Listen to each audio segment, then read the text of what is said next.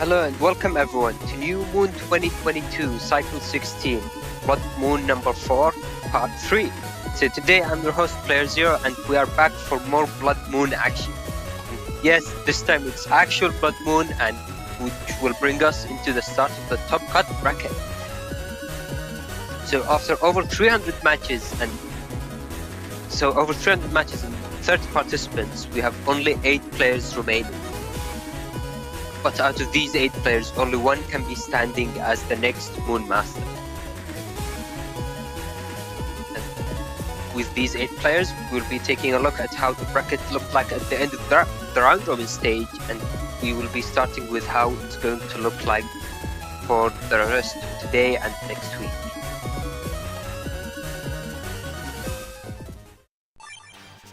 So as you can see on the screen, this was the bracket at the end of the round robin stage. And the points are actually very close. So looking at the standings for the players who were able to move on to the bracket stage were playerzero, Symes, Thiago, Neryth, HonorNite, Salad, osiahene, and ShironaNep in the order. So the order of the bracket in the round robin stage will decide how the bracket will be formed into the top cut, which we'll be taking a look at now. So as you can see from the stream, we'll be covering all of the winners side of the bracket, which will be starting us with playerzero vs ShironaNep, Neryth vs HonorNite, Symes vs osiahene, and Thiago vs Salad. We will be going through the winner's side for the stream, and next stream will be the win harder bracket or the losers bracket into the grand finals as well. So that being said, we are trying a new thing for this Blood Moon. So instead of the usual best of 3 that we have for the finals, so the winners finals, losers finals, and the grand finals, we will have a best of 5 match. And as per usual, these matches will be a double VOD as well, so you wouldn't want to miss on any of them.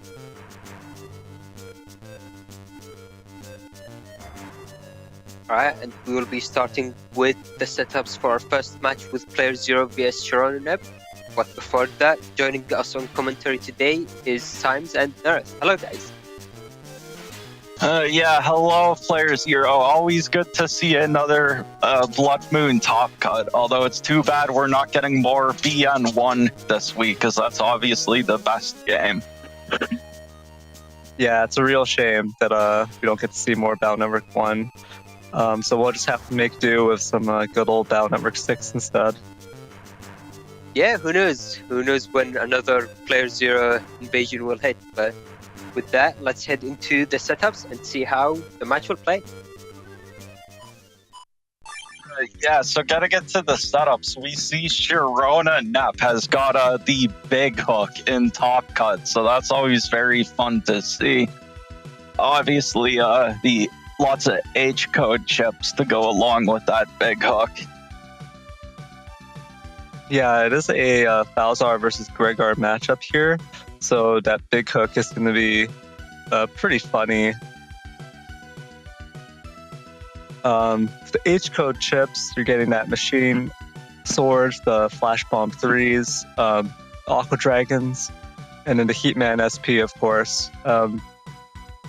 Pretty high damage for an SP Navi chip, especially on grass. Definitely high threat in that condition. There's also the Lance and Ice Seed in ShironaNep's folder, so all pretty solid chips here, and some pretty decent combo potential as well. On the left, of course, we've got playerzero with this L code. Looks like a pretty standard PZ setup. Trying to see if there's anything that stands out.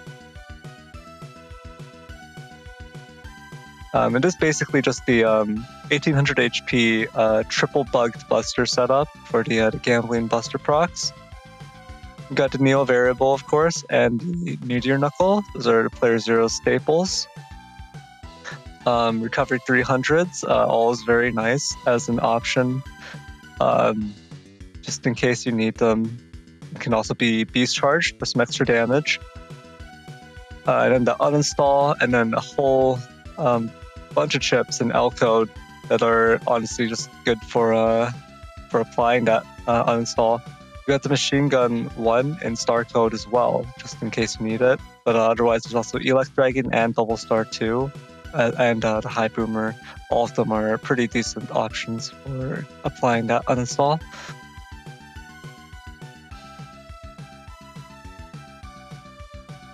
Yeah, definitely. It should be an interesting matchup. We have the two duo Gigas up against each other. So we'll have to see if ShironaNep is able to get those the freeze big hook combo, because that could be a lot of damage. But Sharona does have a good amount of defense, so we'll see if they're able to use that to help survive some of the L code combos. Yeah, definitely. Should be an interesting matchup. I think I'm good to head in if you are. But yeah, let's get into it.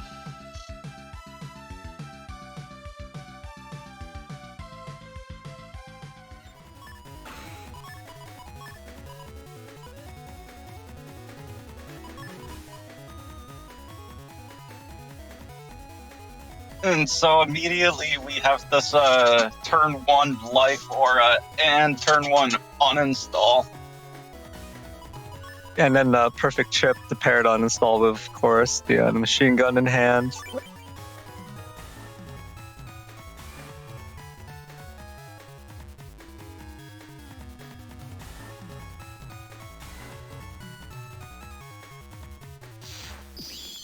And Sharona opting to not go for a cross at all, starting in base man.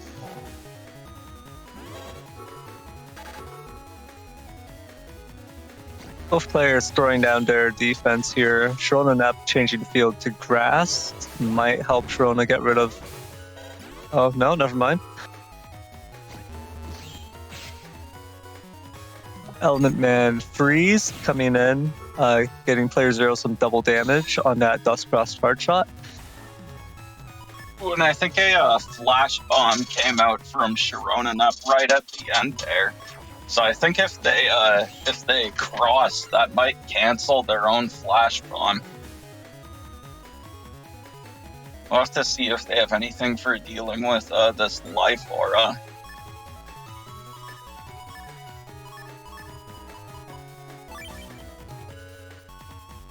I think PZ might be hoping to hit ShironaNep out of this with the Judge Man if ShironaNep doesn't cross cancel it. Yeah, and of course there's the turn 2 bug fix and Meteor Knuckle. Ooh, Sharona does cross cancel and steps down.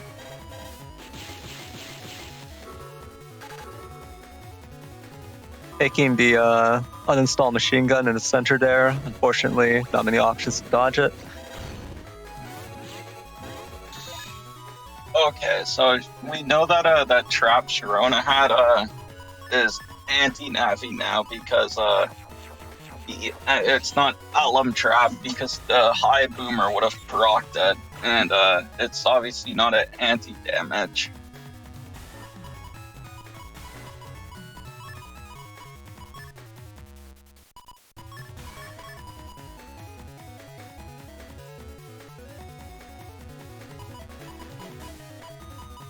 Looks like player 0 is mulling over a potential Meteor Knuckle turn here.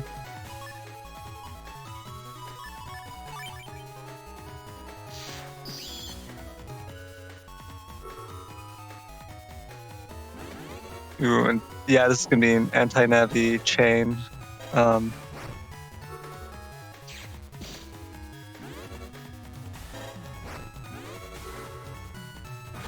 Gets the corner Knuckles.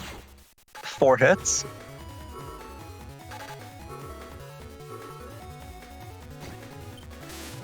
Unfortunately, doesn't get the right position towards the Race Man.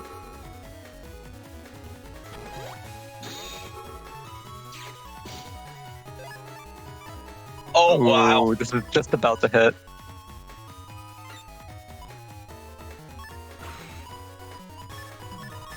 Yeah, you see that axe right over Shirona's head here.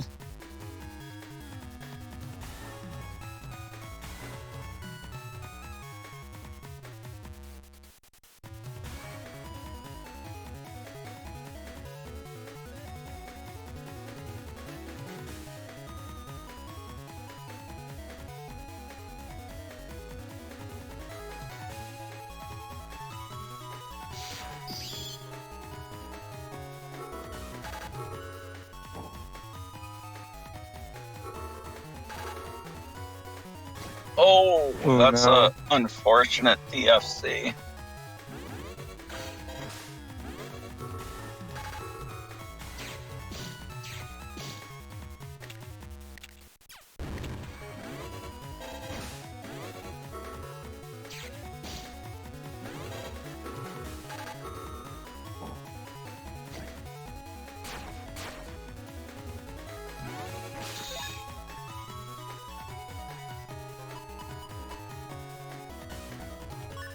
Playerzero opting to just take the charge tackle head on at the end there in order to secure that +1 area advantage.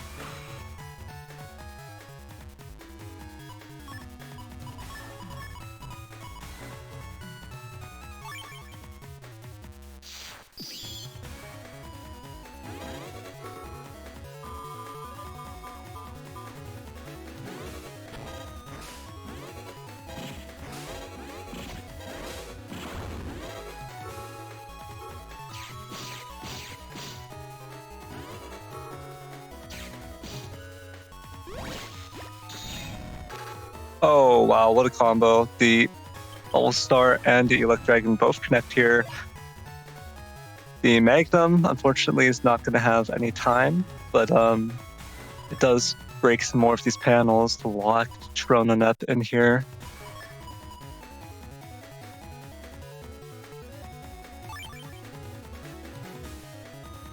Have to see what Sharona goes for here to try and get out of this. Okay, going for slash cross.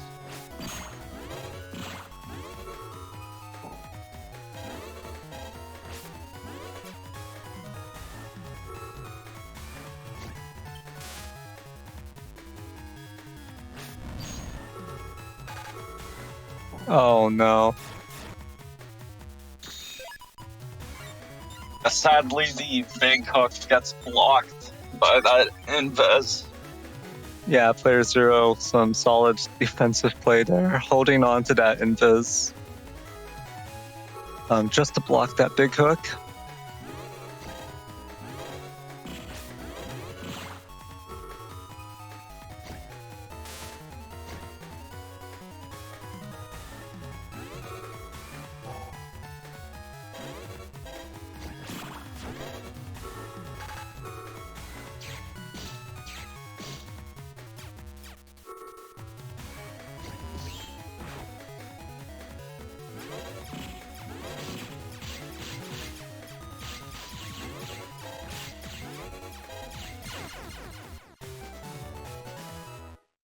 And those two Buster procs finish off that round.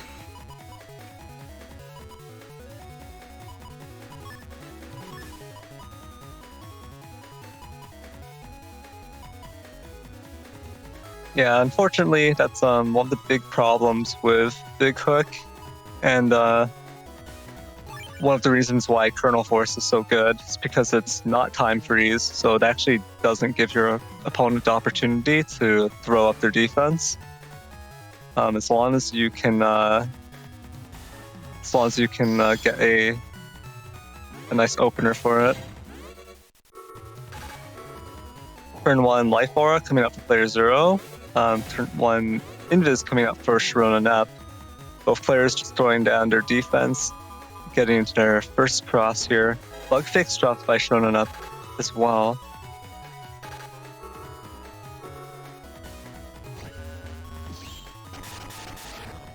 Ooh.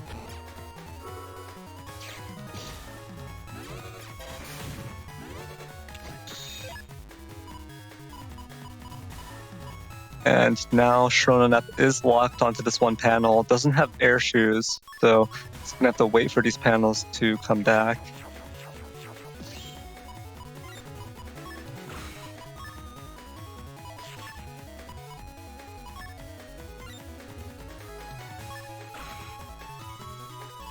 Yeah, and it looks like PC does not want to take potential Erase Tail on Dustcross. Gonna go into Tengu, and it looks like try to set up to decross this Erase as soon as possible.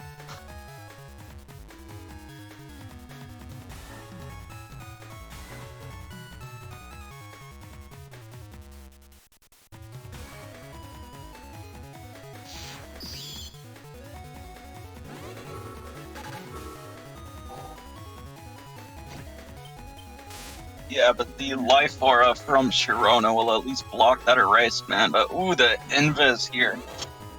And that will give them some time for these panels to get fixed. Ooh, very nice play from playerzero, not wanting to trigger that trap. Instead, he wastes the wind rack, just throws it away, and then uses machine gun 1 to take care of the trap. Also, I believe that had the uninstall on it, so ShironaNep is now missing their super armor. Yeah, but he's having to keep the bug fix from the last turn and this turn. And, oh wow, using the 2 flash bombs on top of each other into the machine sword.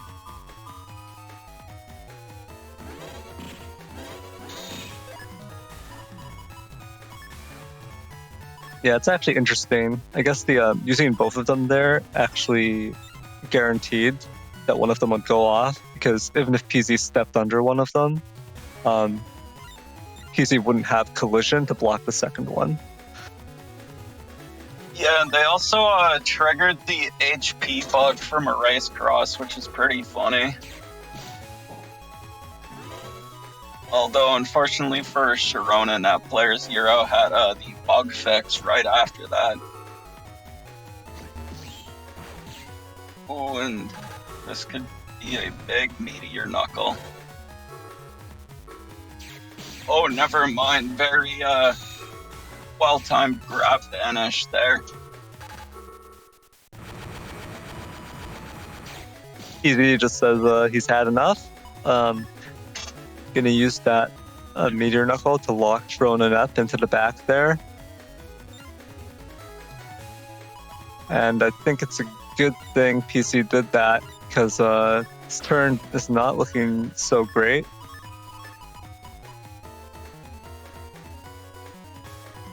So this will buy PZ some time.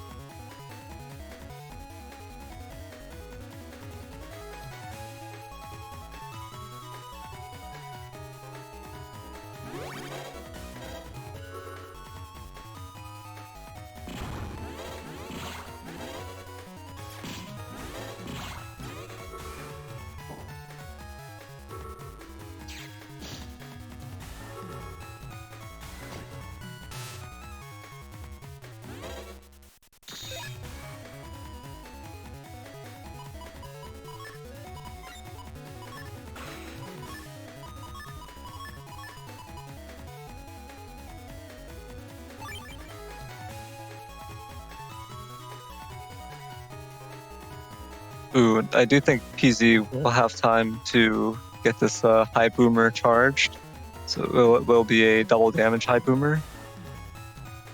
I don't think ShironaNep has time to dodge it here. Panels coming back.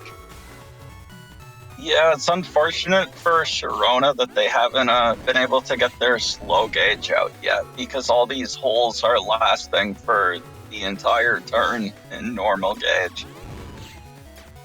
Oh. Oh no! Wait, that still hits. Oh. Wow.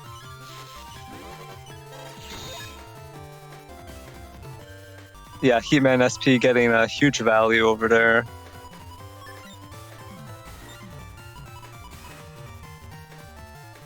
And that was what, 520 damage?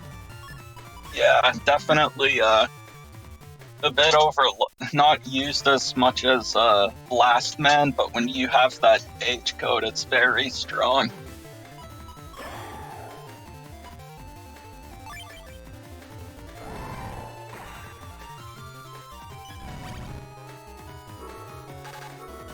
Oh, and there it is. Perfect answer to the big hook. Ooh, but the Judgment does get stolen away here.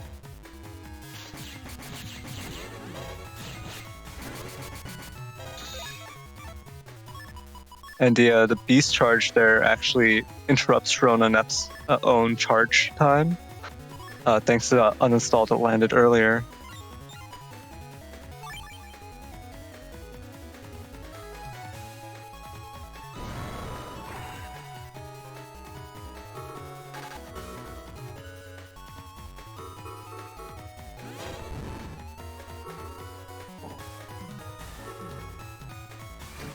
Ooh, this is going to be a lot of damage.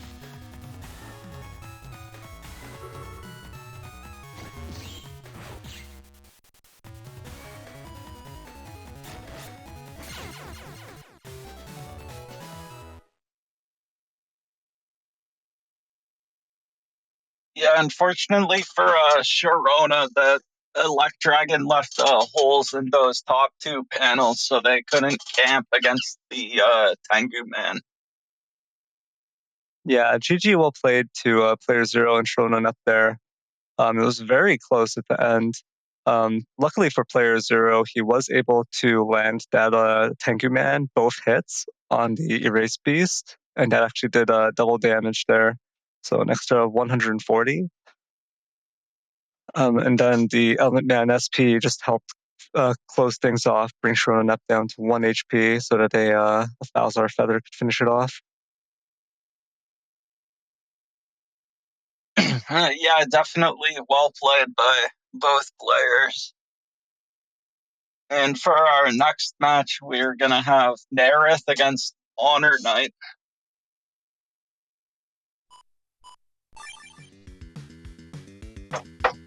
So we've got Neryth using a typical Neryth folder here with the 5 area grabs, 4 panel grabs, and 3 anti-swords for Tengu Cross. Yeah, it looks like a pretty normal folder. Yeah, I mean, not normal for most people, but... So we also have the 2 Gaddons, but one thing we do have now is this uninstall L to go with the Machine Gun 1 asterisk, so that will be very important, because looking at HonorNite's folder, he's got the Air Shoes Cust 2 with only the 1 charge plus 1, and also with 5 area grabs, so we're going to see a lot of area wars in this match. So if Neryth is able to get that uninstall and go for those Gaddons, that would be huge. Yeah, again, this is another Falzar versus Gregar matchup. For HonorNite, I think there's a couple of things to watch out for, which is just being wary of the Meteor Knuckle, especially if you're going to go into Slash Cross. That's basically just like an instant loss condition. Of course, there's the Tengu lock to watch out for, and then unfortunately, because it's not a Gregar versus Gregar matchup, HonorNite's own Groundman SP isn't going to have double damage, but it's still going to have 390 damage, which is very respectable. Also, the panel cracking and breaking potential on it is good. Overall, I think, of course, I would just be playing towards the Tengu lock, and then the uninstall, and then Meteor Knuckle, right? These different tools of trying to lock HonorNite down in order to actually get some DPS out. And on the other hand, I think HonorNite is going to be looking at the potential Gundel Force, because 1400 HP Falzar would fall very quickly to a successful Gundel Force.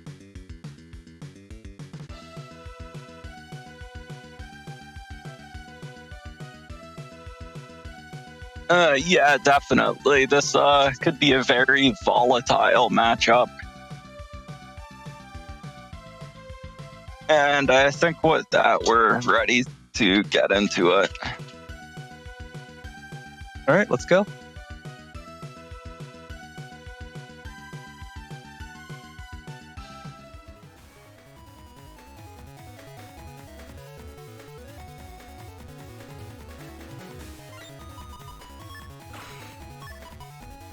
And so we do see the Spout and Reg here, which definitely would discourage HonorNite from going for the a turn 1 charge cross.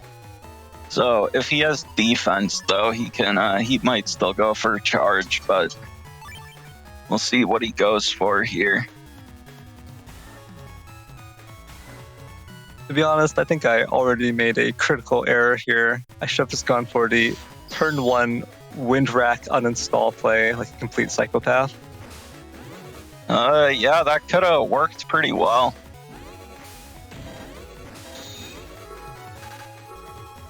Oh yeah, both players. HonorNite was camping that defense. And Beat comes down and takes something here. We have no idea what.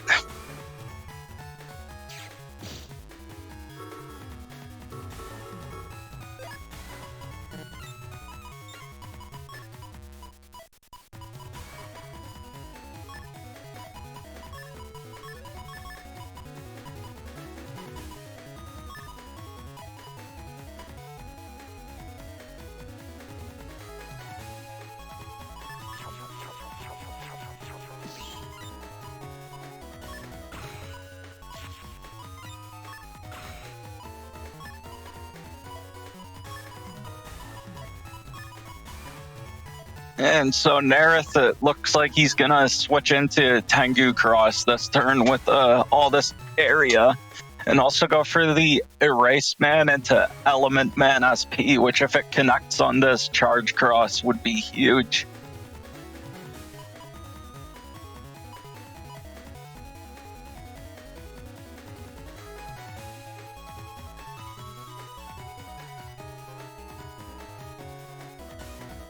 Unfortunately, he dust shooted the Windrack, so he definitely can't go for the Psychopath Windrack uninstall now.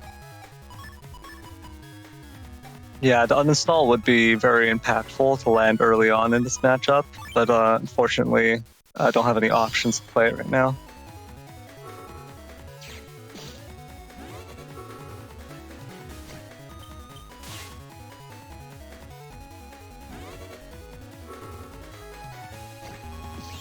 Oh yeah, and there's the ×2 Element Man freeze on the charge cross.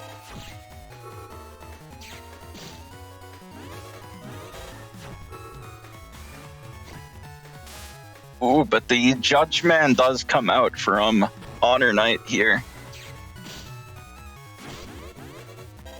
And into a Windrack, so unfortunately, Neryth already lost all that area he used.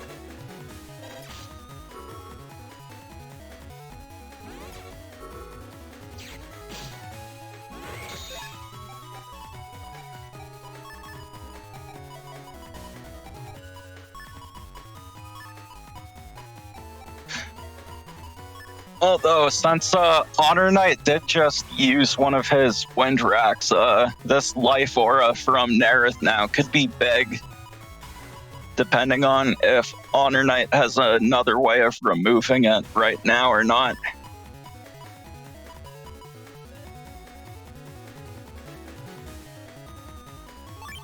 Unfortunately, still hasn't drawn that machine gun asterisk to use with the uninstall. Yeah, one of the downsides of dropping Dust Cross early is not having access to that trash chute anymore, so it's going to be slow getting access to machine gun. Oh, and letting the anti-damage land on you to proc that anti-sword and get the 300 damage from that. Definitely one of the nice uses of anti-sword, being able to punish anti-damage.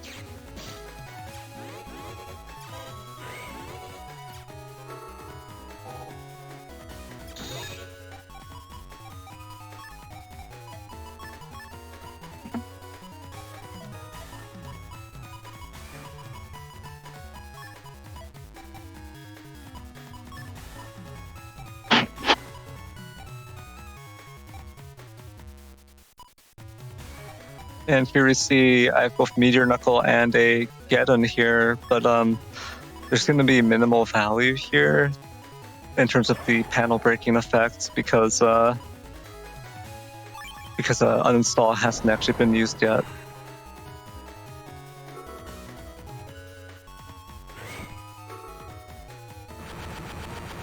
Oh no!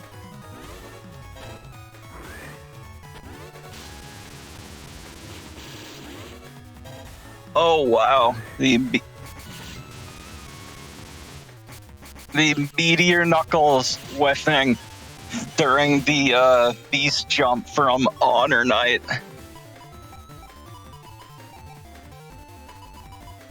That is extremely unfortunate for Neryth, and he does finally have that the uninstall machine gun, but it looks like he's forced to go for recovs here. Or maybe going for that Sanct, although against a Luck Beast, that could be kind of risky.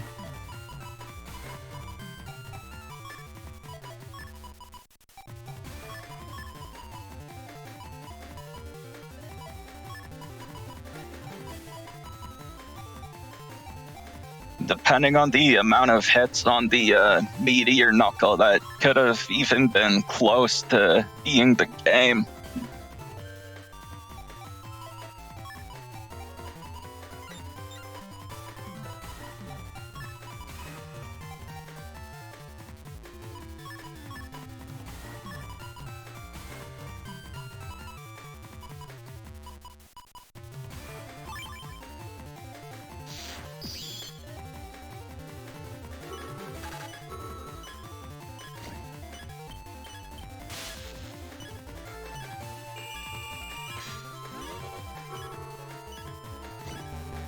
Oh wow, HonorNite had the Element Man ready to immediately clear the Sanct, and yeah, he's able to just camp the center to avoid the Tomahawk Beast charge.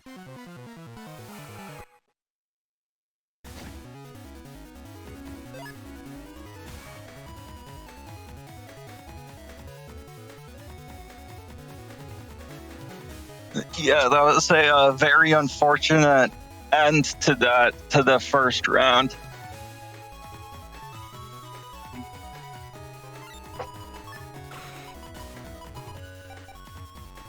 But we'll see how Neryth is able to respond here in the second round.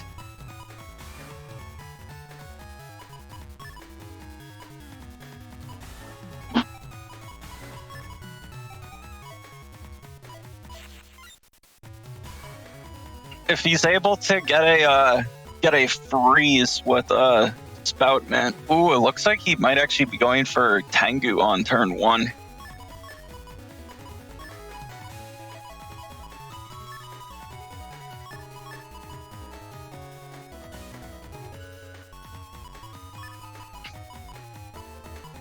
Yeah, I was thinking that typically HonorNite will have defense turn 1 to block the Spoutman anyways. So I probably won't get a freeze Ice Cube here. And if HonorNite doesn't have the defense to block the Spoutman, then I don't think he would step up onto the ice, knowing that I have Spoutman rigged. Yeah, it definitely makes sense, and you can push the cubes back like that to lock down his back column.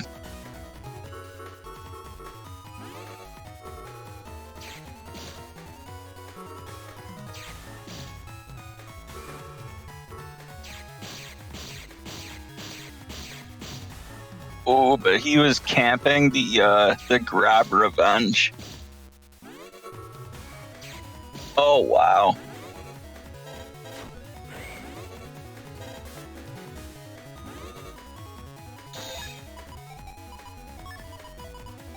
Yep, And HonorNite unfortunately, this time Neryth has that the machine gun asterisk, but not the uninstall.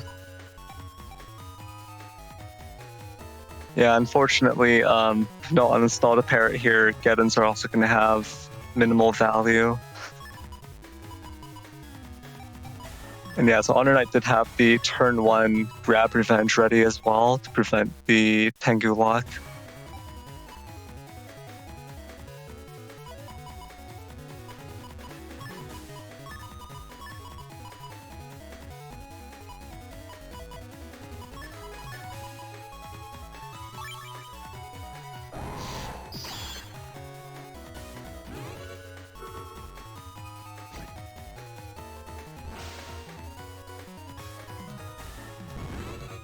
Oh boy, and HonorNite going for slash cross here could be pretty rough.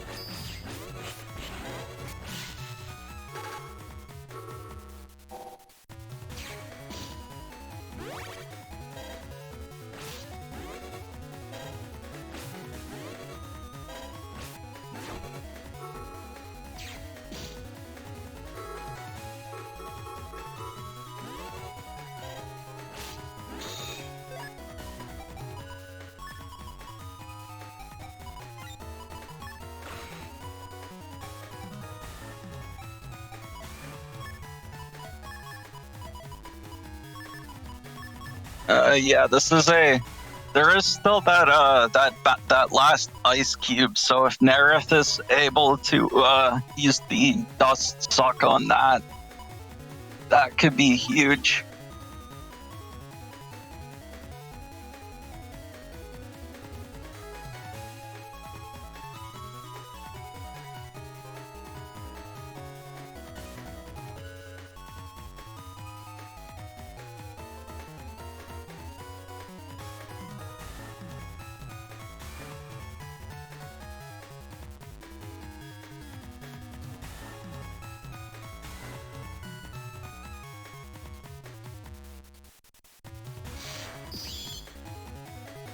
Okay, but HonorNite going for Heat Cross here. And using the panel return to deal with all those ice panels.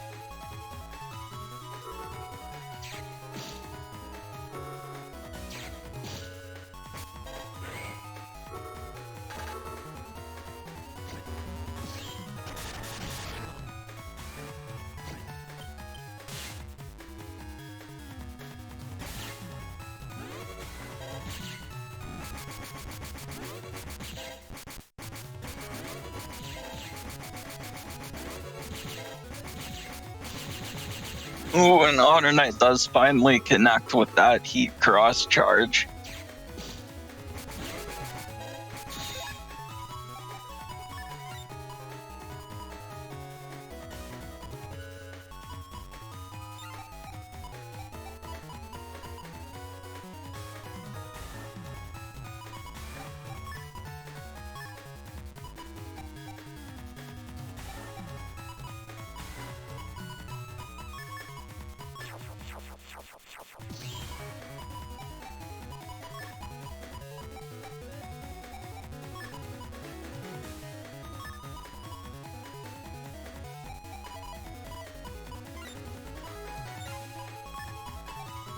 Neryth thinking about his options here.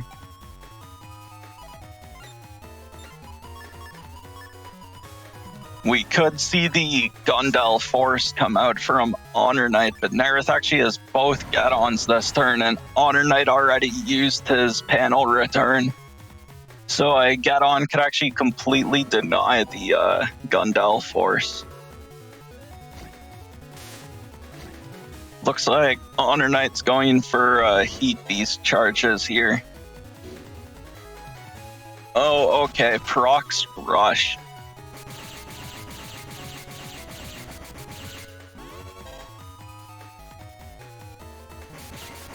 And Neryth trying to use the Dust Beast charge to avoid a Heat Beast charge, but HonorNite patiently waits.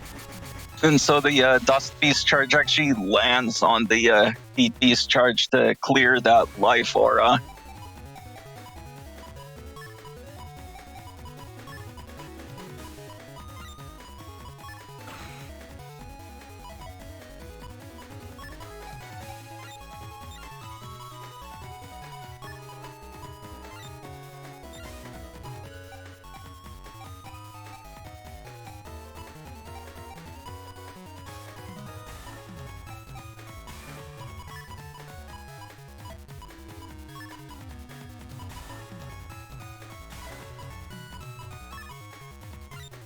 So, yeah, Neryth, it looks like, is going for with this anti-recov here.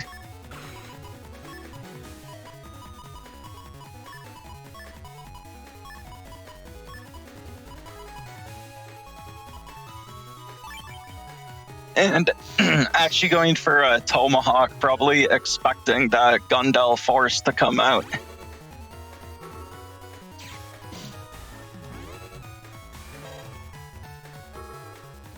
Ooh, HonorNite just steps back at the last second to avoid that Element Man freeze.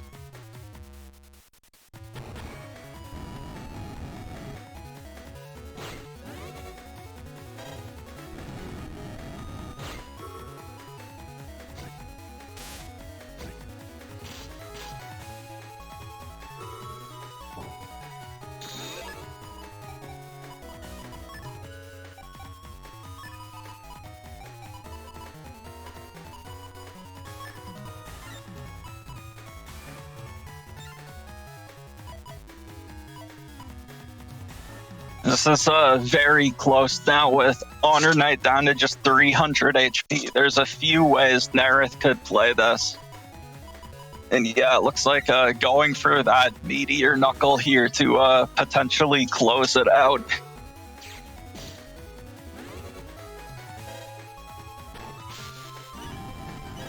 Ooh, but Neryth does take the double damage Heat Beast charge. Oh, and there's the Gundel Force. Neryth, unfortunately, was not able to get his Meteor Knuckle out in time.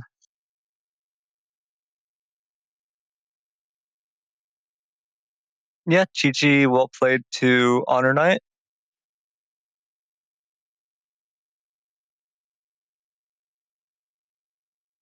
Yeah, that was definitely a very close match and a good game to both players. Yeah, with that, we can move into setups for the next set of the day, which is Symes versus osiahene.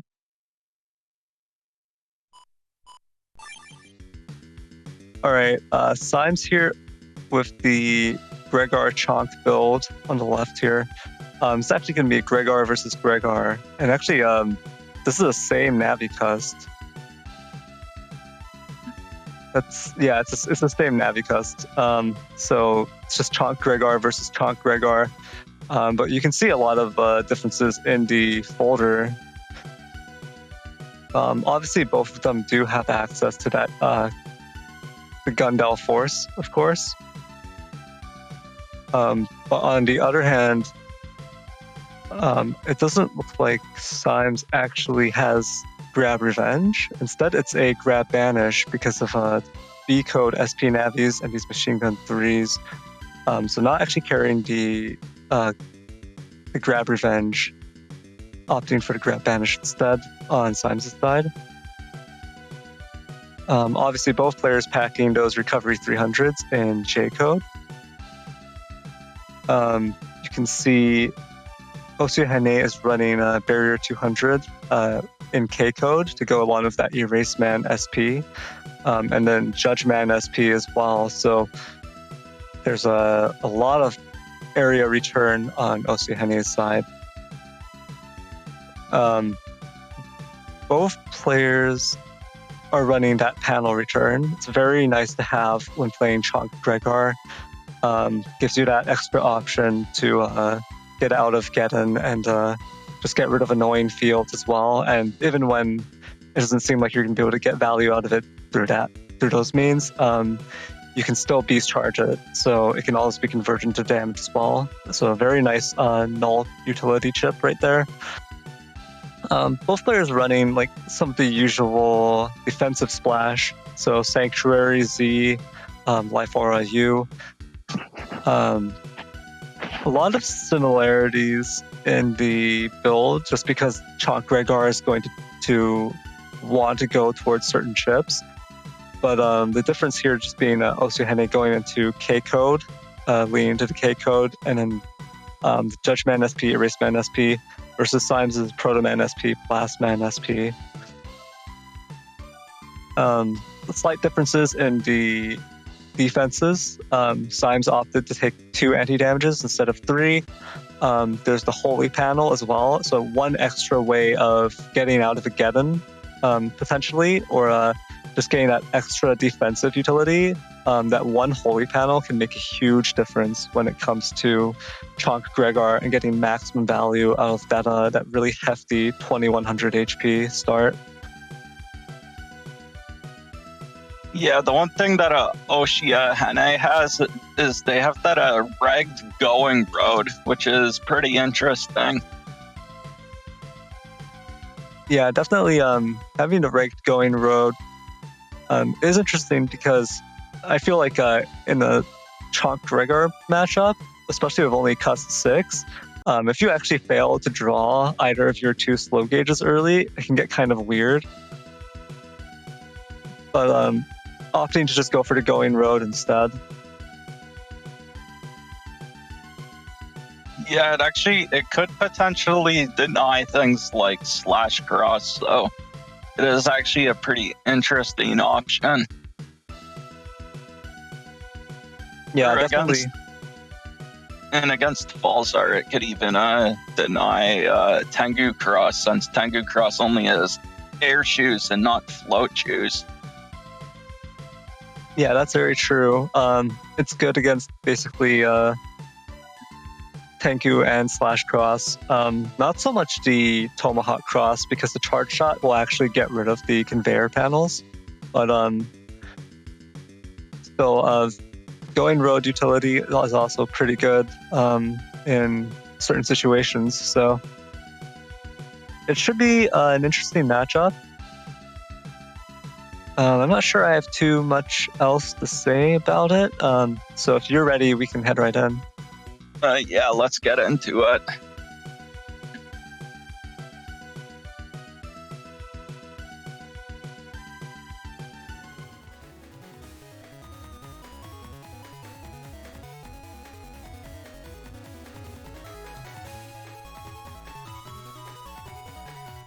So we're seeing this Cust 6 start from Symes. Looks like Life Aura is in hand and Slow Gauge.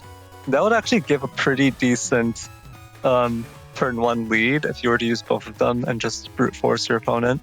But it can be hard to connect the charge shots.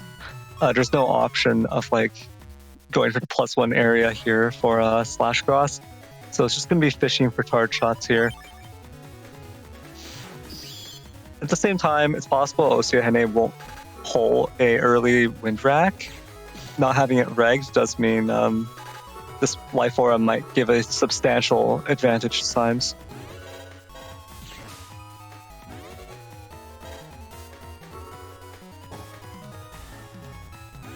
Invis coming down for osiahene. It's not going to have any value here because it is slow gauge. Only takes about half the turn for the Invis to wear off. Symes connecting with, I think, 3 Erase Cross charge shots there, so getting some good damage.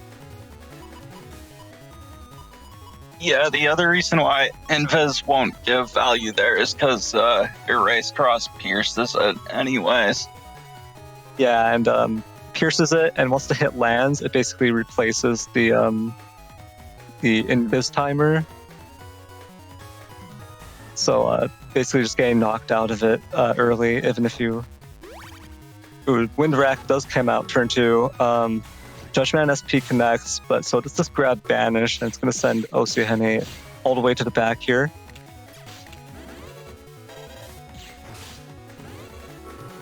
Ooh, trading charge shots there. Charge tackle into the erase cross.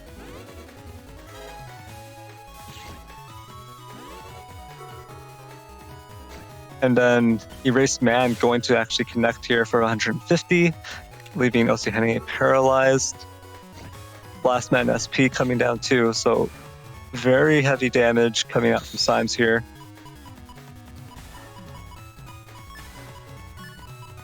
And all of this is before Colonel Force or any of the other heavy hitters come out. Well, Blast Man SP was used, but no Proto Man SP yet.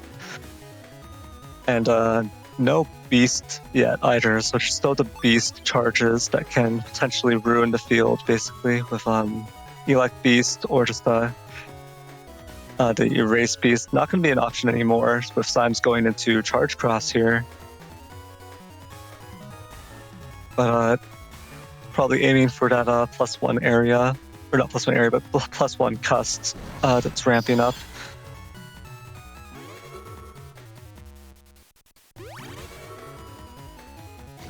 Ooh, Erase Man SP does connect for osiahene.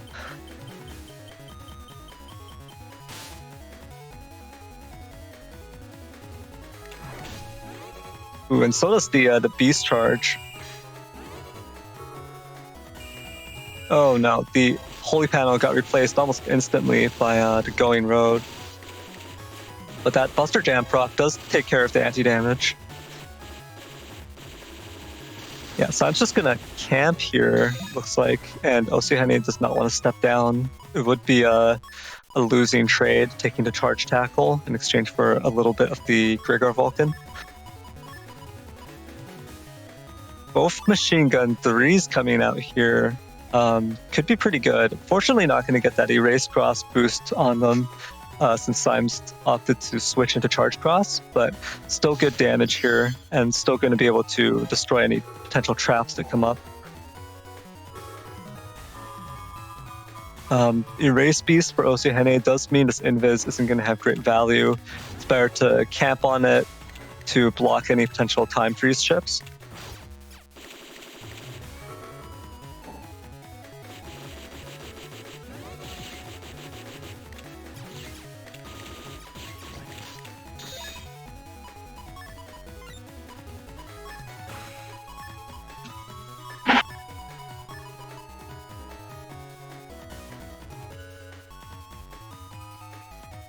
It looks like Symes is considering going into slash cross here. The two area grabs will secure Symes some guaranteed DPS here.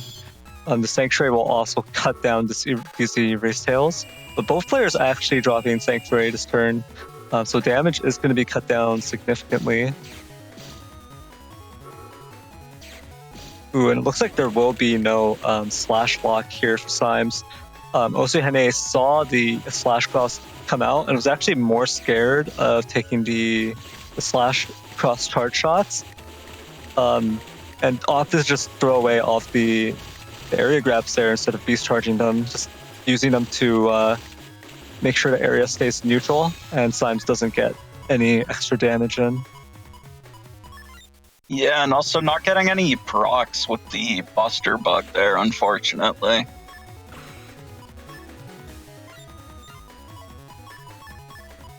Yeah, definitely a bit unlucky on that turn as well with the Buster Jam proc. But with this, osiahene is out of the Beast Out turns, and that does mean if a Colonel Force comes out, it's going to have to be either in Beast Over or without the Beast boost entirely. So it's not going to be very high damage.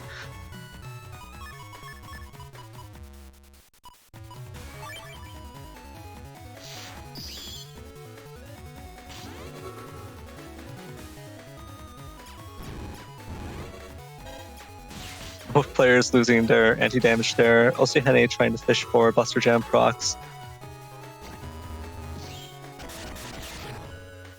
Ooh, and interesting. Symes opts to go for this partial Holy Panel break here.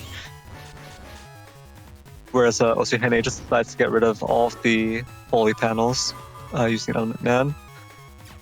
Bug Fix and Recovery 300 come out at the very end here for Symes. Just going to be trying to land these Electros charge shots.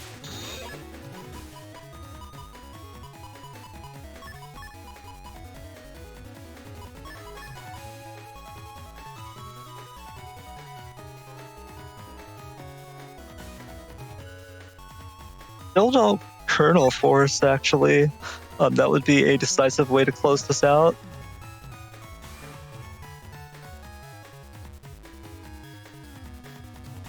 Yeah, it seems like it's at the very back of my folder. Yeah, it's interesting. If osiahene drew their Kernel Force, they also opted not to use it, so it could also be at the back of their folder. So both Gregor players with their Gigas pretty far back, it looks like. Oh, and there it is, but Invis is going to... Oh, no. Gundel Soul.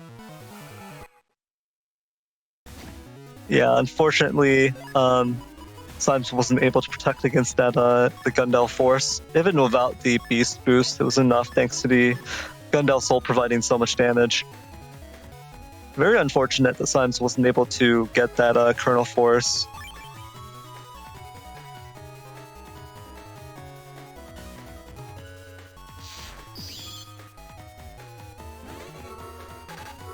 Both players opting to go into Charge Cross turn 1 this time, looking for that the ramping cust advantage. This is going to be slow gauge. osiahene missing on the Erase Man. Okay,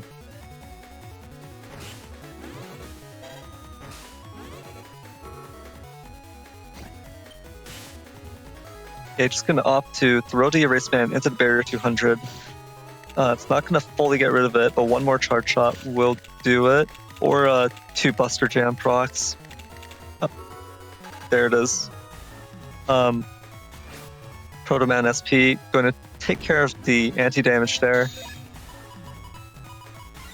Unfortunately, could get much better value out of it because there was that Invis as well. So with the way the defenses were layered, that Protoman SP was not going to have any value if Symes didn't use it there. Bug Fix, though, on this next turn, so already going to be enjoying that.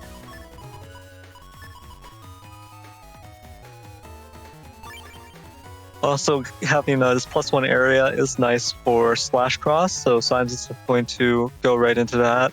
Already having drawn the Bug Fix, this means Symes... Oh, well, that's unfortunate, actually. Erase Man SP should also connect here. It should time out on Symes. This Charge Beast... Ooh.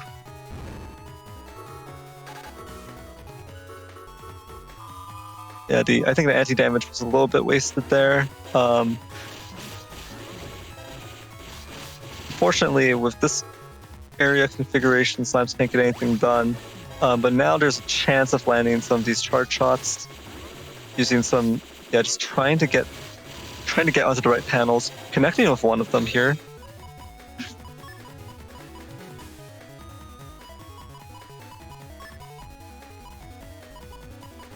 Ooh, and the panel return going to be very nice here for Symes. Going to get rid of these going road panels. Yeah, that conveyor was definitely pretty annoying.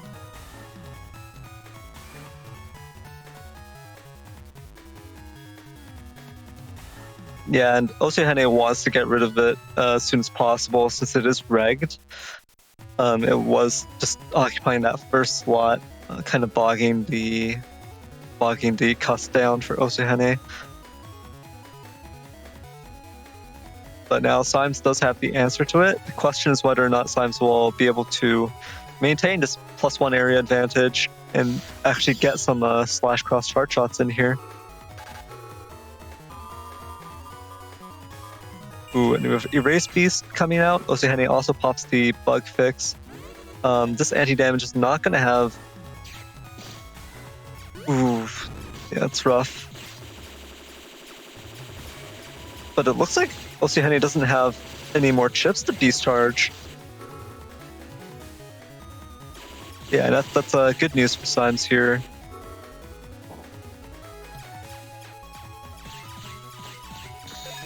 Ooh, just getting some nice Buster Jam proc right there at the end.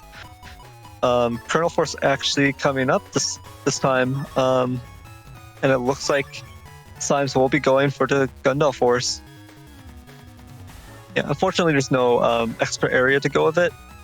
If there was, it would be very, very, very dangerous here for osiahene. But instead, it should just be good damage.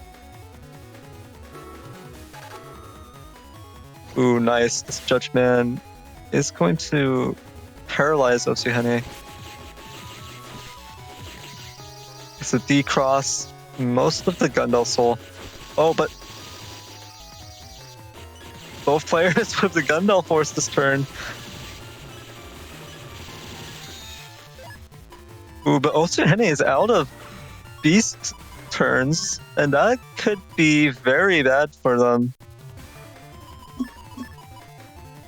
You have to keep in mind that neither player has air shoes because this is Chonk setup versus Chonk setup.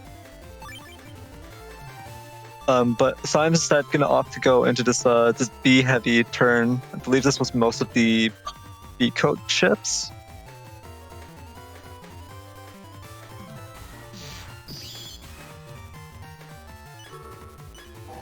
Oh, but the life aura is going to block the machine gun. Will Symes use the Symes will just use the invis in order to keep themselves safe from the slash cross. Last Man SP takes care of the life aura. Oh. Alright, that's pretty good usage of the Element Man. Oh no.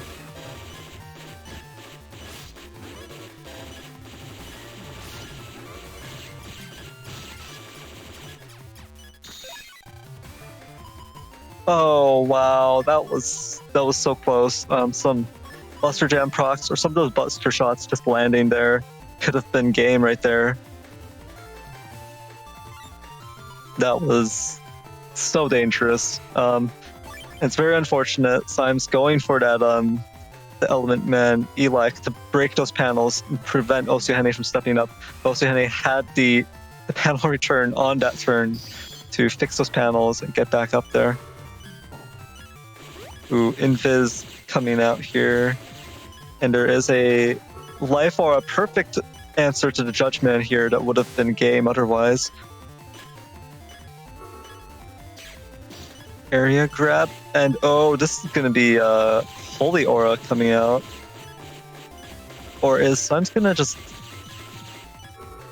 Yeah, opting to use it at the end here. osiahene answering that Holy Panel with the Element Man Grass.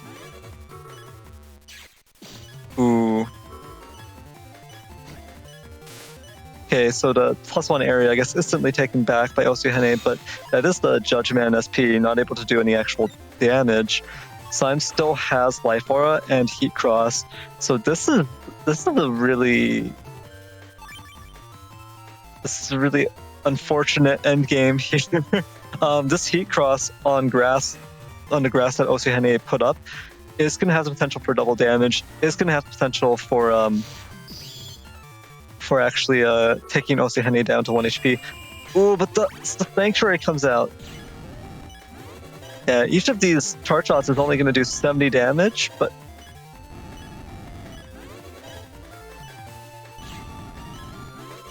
oh wow.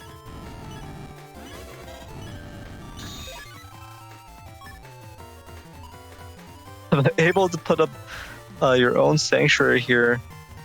Symes is going to be able to at least have the Holy Aura for one turn here. Ooh. Yeah, not able to connect with too many charge shots yet. Oh, another one clips in. Wow. Just the Buster mind game right there. Just these charge shots landing, it's making all the difference. And this Life Aura times out, but it's too late for osiahene as Symes takes that round to even things up 1-1.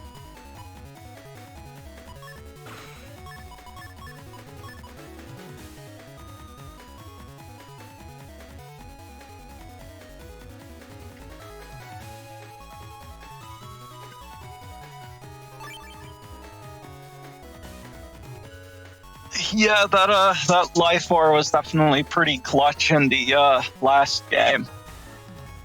Yeah, definitely. osiahene didn't save their wind rack to deal with it. I think instead they used it for the knockback at some point, or the combo into the Gundam Force. So I think in the end ended up being very good in the end game situation there, giving Symes a chance to get that comeback.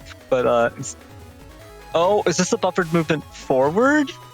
Yes, it is. Symes is going to keep the +1 area here and be able to get a slash lock. That was very nice movement on Symes' part.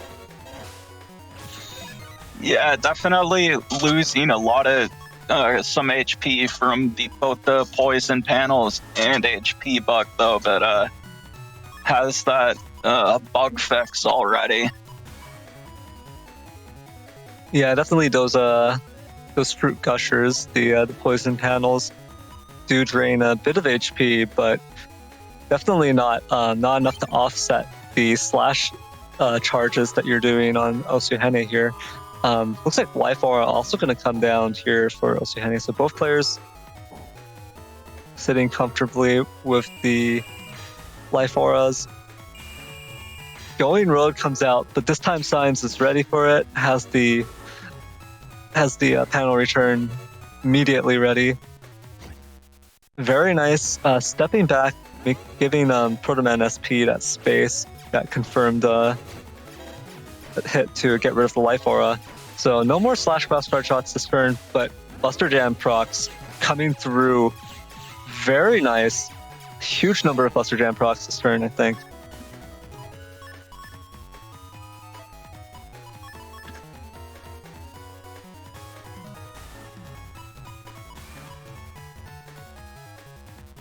Yeah, I would say that was almost PZ levels of luck equipped the Buster Jam procs that turn. That turned a situation where you'd normally have like almost no DPS into one where osiahene is just bleeding out here from all the Buster Jam procs.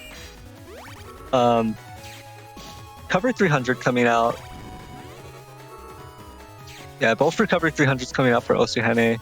Able to deny the full +1 area from the for Slash Cross, but we're back to just this the Buster Jam wars.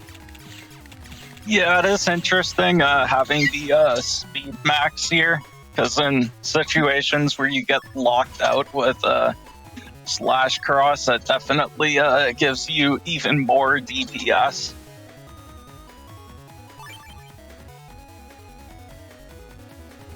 Yeah, Speed Max does offer you that extra bit of DPS. And I believe the sacrifice is just 100 HP for it, right? So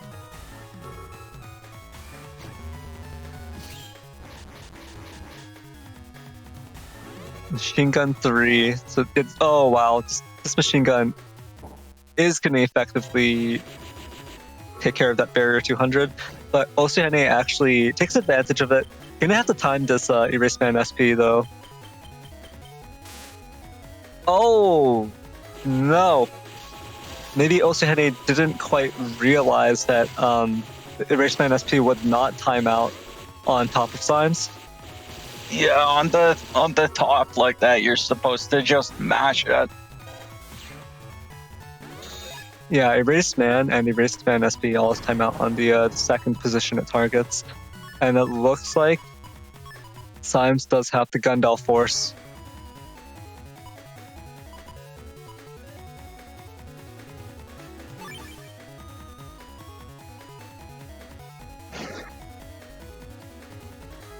Gundel Force connecting at this point would be lethal damage, and osiahene has used most of their defense at this point. Life Aura has been used.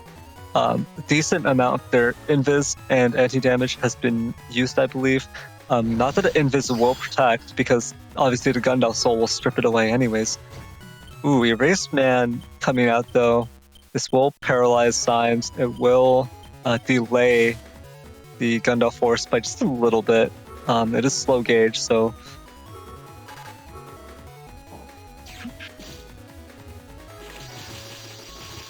Ooh, it's osiahene's own Gundel Force, but gotta watch out, because Symes is gonna be lethal.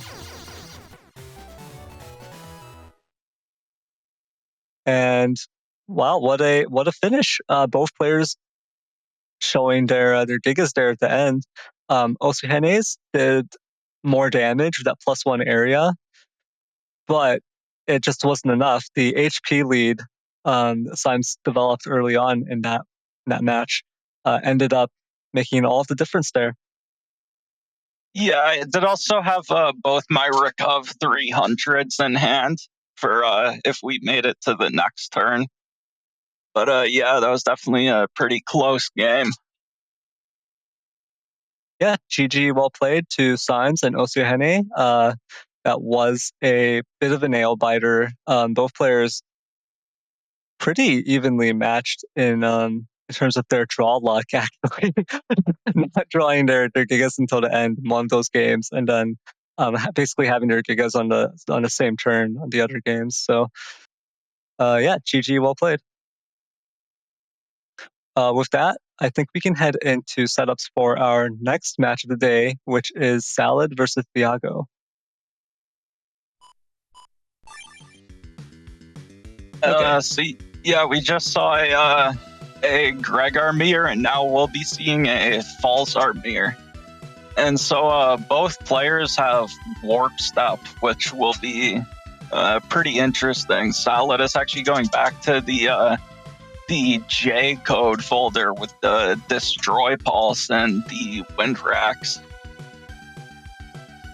Yeah, Dest Pulse in here, and also Justice 1. It's a pretty fun folder. The three Elect Pulse 2s, one of them usually would be saved for the Dest Pulse. The other two can be used, like you said, with the Pulse Rack combos. Decent number of J-code chips in general with the Boomer there, Judgment SP and Hub Batch. So very J-code oriented, very interesting build. It is double fast gauge with a full cust reg. So yeah, we've seen similar builds from Salad before, but this one slightly different. Well, not even slightly different, pretty different. Of course, there's the Neo variable in there. It's actually funny to see the Neo variable in here, because usually you'll see it paired up with the Meteor Knuckle. But since Salad is not running Meteor Knuckle, instead just running Hub Batch, the Neo variable is just by itself, all by its lonesome. Salad also opted to take Groundman SP, which isn't going to have the ×2 damage potential here, because this is a Falzar versus Falzar mirror matchup.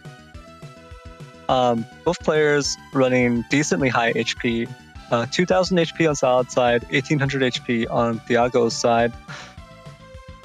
The cusp is very interesting. You have that attack +1 and the charge +1, and I think it's I think that is giving maximum Buster Bug.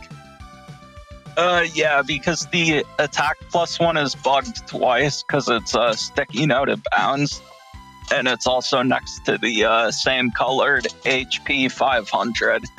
So that is level 3 Buster Bug, which once Salad pops that Hub Batch to get the attack max and speed max, can be very powerful.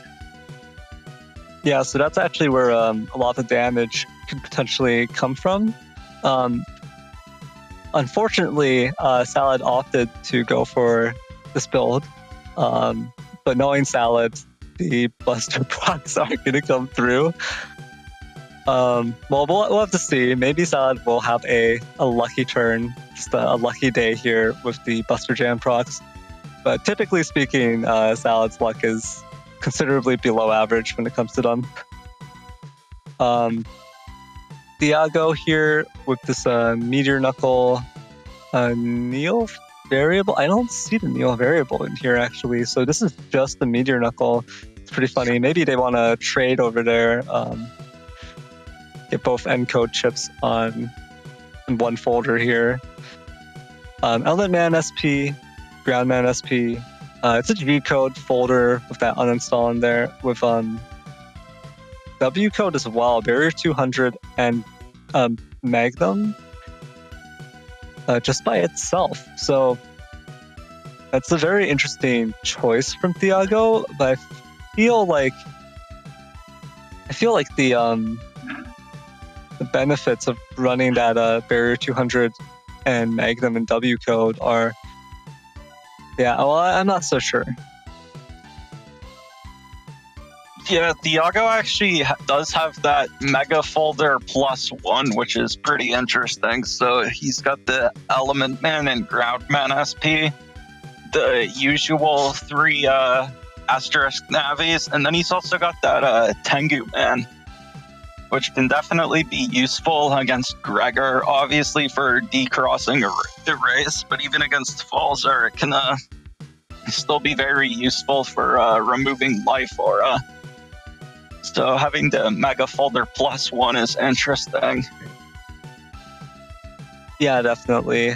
The Mega Folder +1 definitely gives Thiago that little bit of extra coverage there, a little bit of extra threat against certain crosses. I'm not sure I have too much to say about the build. It's running 2 anti-damage and 3 invis, while I think on Salad side there's actually 0 invis being played, which is an interesting decision given that it's a double fast gauge folder. So invis typically gets a bit more value in fast gauge, although it can be arguable. Basically, your opponent has more will have more opportunities to draw counters to your invis, but your invis will also make it through more turns, so you can potentially get extra value from it. But it really just depends in that situation. But that decision to not to run any invis is interesting. Neither player running rush here, so Thiago is going to get the full benefits of those 3 invis in fast gauge as well. So we'll see if that ends up being a factor. With that, I think I'm good to go if you don't have anything left to say about the matchup. Yeah, let's get right into it.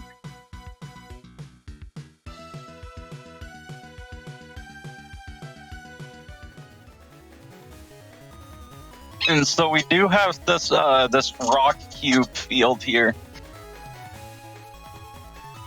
So we'll see. We'll probably see both players go for Dust Cross here and see who's able to get those cubes.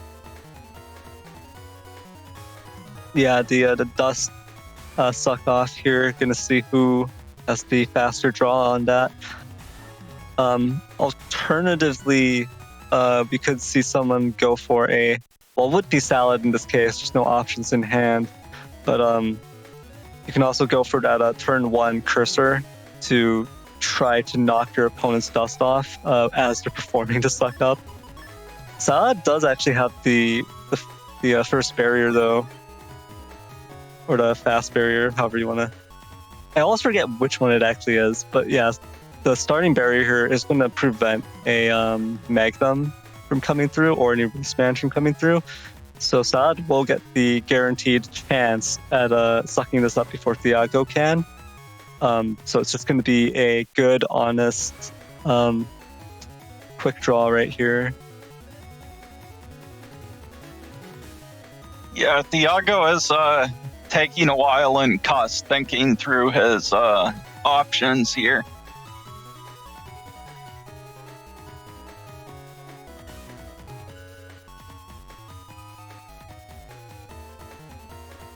We'll see if Salad is able to get the early destroy pulse off thanks to the dust egg. Interesting choice to Life Aura right off the bat here. Yeah, Thiago does also have a machine gun. So even with the first barrier, especially if you get stuck in the dust suck animation, that machine gun could have decrossed Salad. And it looks like she does get the rock cubes there. And so it is also funny with both players having warp step, but actually thanks to that area grab, Thiago will be able to center himself in the middle row. Yeah, one of those panels did end up being broken at the back there, so Thiago also has that option to center themselves.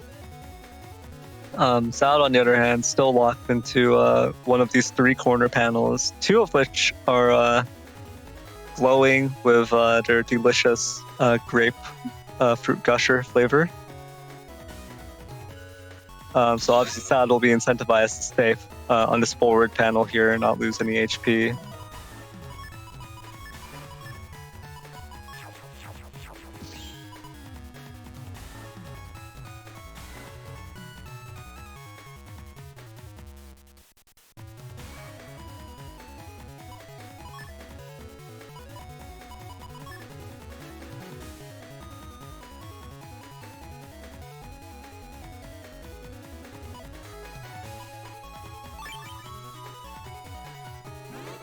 It's like Holy Aura gonna come out here with this Sanctuary. Yeah, it is always kind of rough against Dust Cross because since Dust Cross can at least break that back column of holy panels.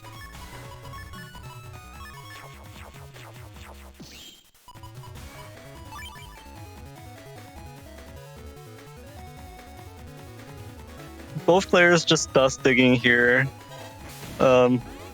Sad gonna hold on to the Sanctuary.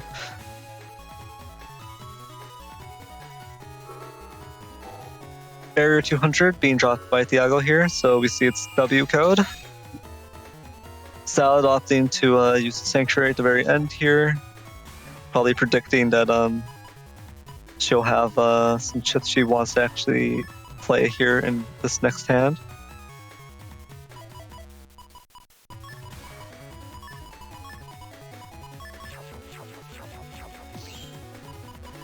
Ooh, and there's the bug fix. So finally Salad will be able to center themselves. Also, the Windwrack and Judgment here will be able to reclaim these 2 panels. The Neo variable won't actually be in striking distance for the double life sword, so we might see a supersonic boom or the well, actually, yeah, I'm not sure what option Salad will go for here.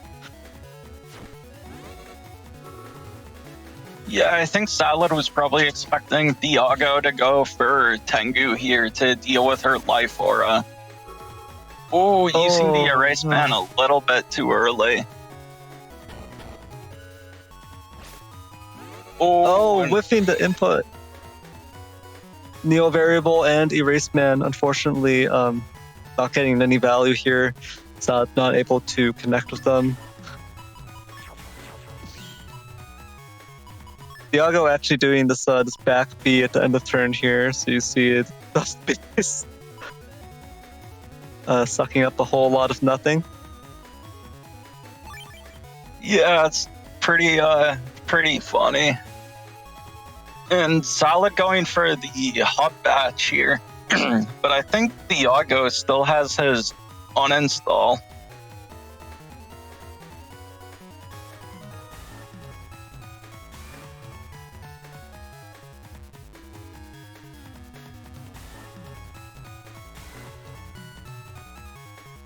Yeah, but at the same time, I think going for the HUD batch before the uninstall comes out is still okay here. It's not like you're up against a BDT setup where you'll need to shield. You're also not up against like a Geddon cheese folder, so the air shoes, having air shoes knocked off of you, figuring out the comparative value versus getting the buster stats from the hub batch and the extra cust.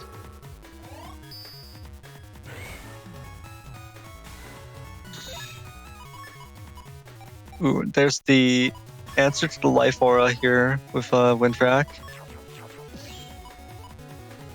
No Death Pulse quite yet.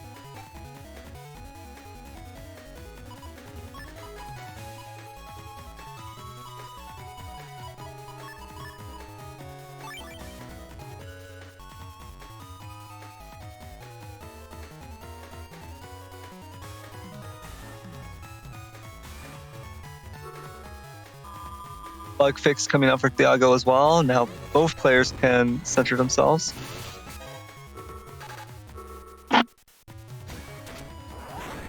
And Like so this Salad. ground man SP does come out from Salad, but does get hit by that Magnum, so finally losing Dust Cross here.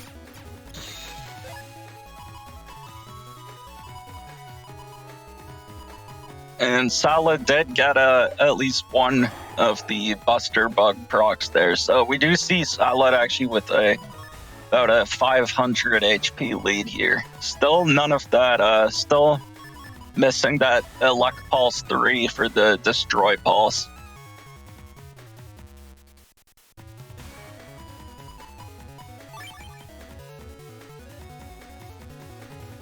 Yeah, Salad only locking like 2 chips here. Just playing it very slow.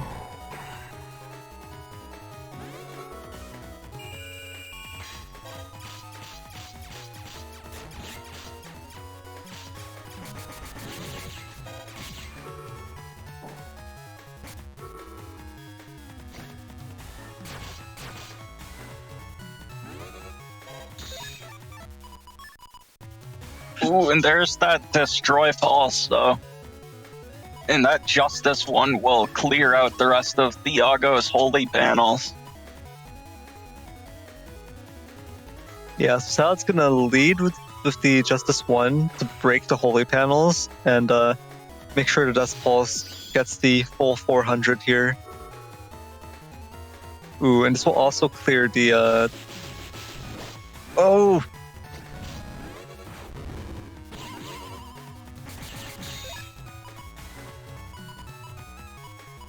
And yes, go ahead. The Justice 1 also took care of the anti-damage at the same time, but both players getting some solid combos there that turn. Yeah, and as we can see, one of the major things Destroy Pulse has is that actually is the only thing that can we see there. It even paralyzed the Tomahawk cross. It actually bypasses Status Guard.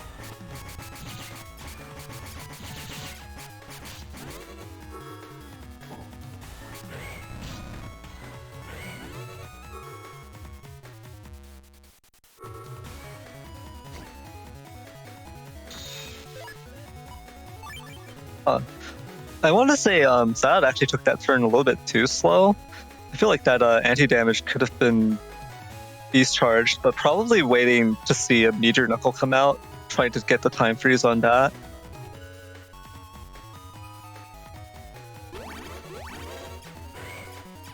Now both the Recovery 300s do come out for Thiago. So Thiago with a slight HP lead here. Salad not able to connect with these chips. Yeah, once Salad pops the one of these fast gauges, though, she would have a slight lead on damage judge. But we haven't seen the knuckles from Thiago yet, so. And yeah, we're actually already on to turn 12. Ooh, getting the freeze with the element, man.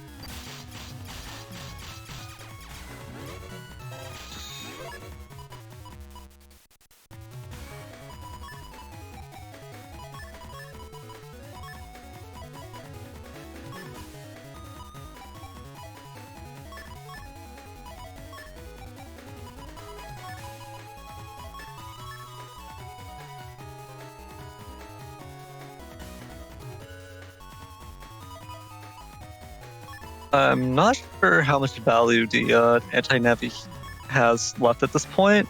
I'm not sure if Thiago has used that Groundman SP already. That would be the heaviest hitter you could steal away. I think he actually used it over a hole from the Justice one. Ooh, yeah, that's right. So the anti-navi, I feel like,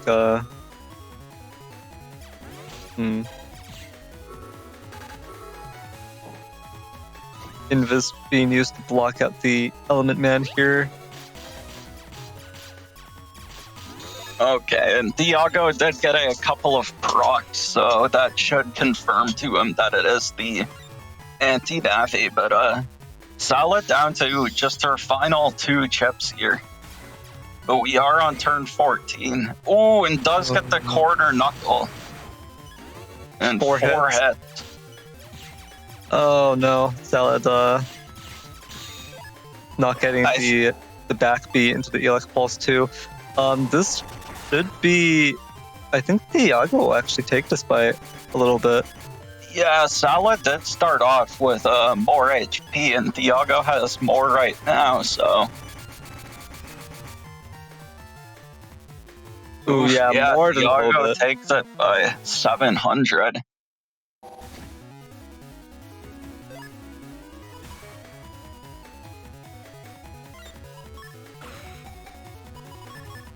Actually, more than even expected, I guess because of the HP drain from Death Pulse as well. So that doesn't actually count as damage you're dealing to your opponent.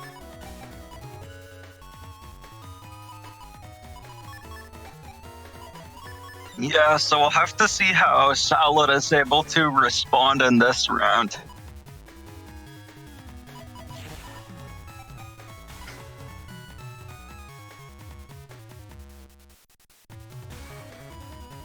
Yeah, honestly, I'm not sure that that fast gauge is even to play at all here. Because maybe you could have just gone for a straight deletion if you used some more beast charges and played slightly more aggressively there at some points. Ooh, Groundman SP actually gonna sneak in here. Right under the life aura, so some good value there.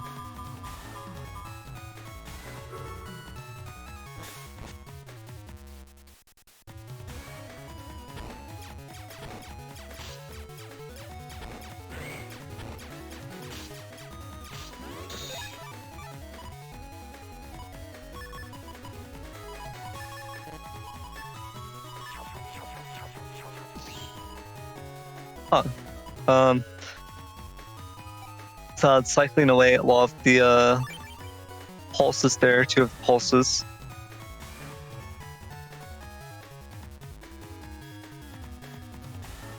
Going to get an instant full cast here at the very start, carrying it over from the previous turn, so.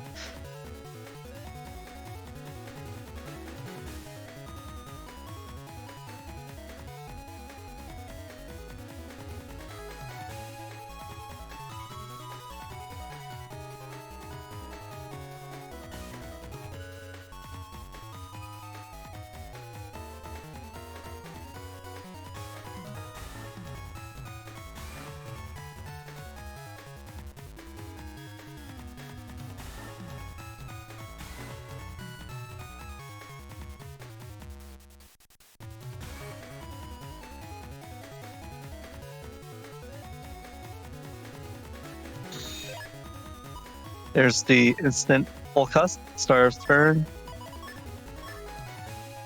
Thiago did manage to center themselves, or not center themselves, but line up with Salad here.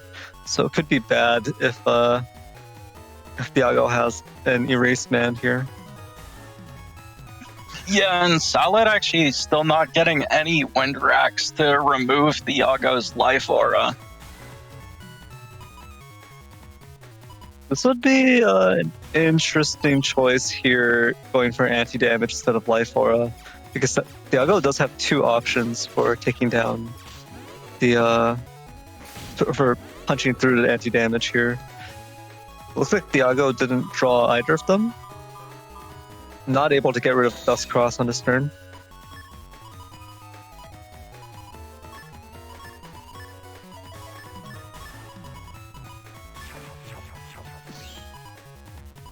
Finally, there's the Windrack for Salad.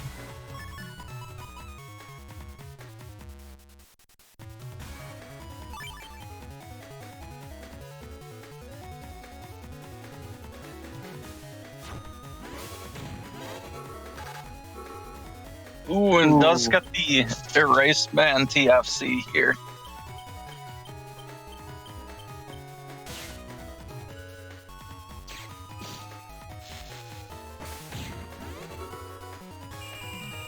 Oh wow, and both players going for Sanctuary here, and ooh, does get a managed to get the first step on that machine gun, but then unfortunately was trapped by the hole.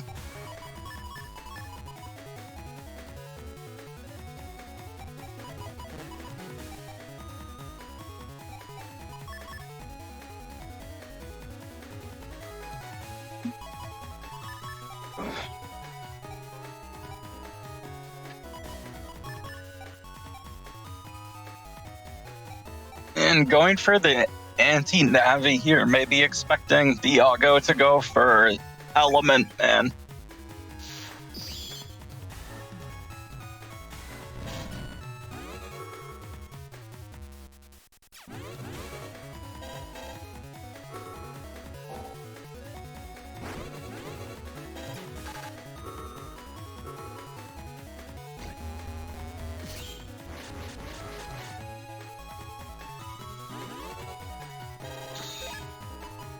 Yeah, Salad stealing away the Element Man, using Element Man Grass to get rid of Thiago's Sanctuary there. Not opting to go for Fire does mean that Thiago still has Tomahawk, still does have that +1 area advantage, so if Thiago can take care of this Life Aura, he will be able to threaten from this position with those charge shots.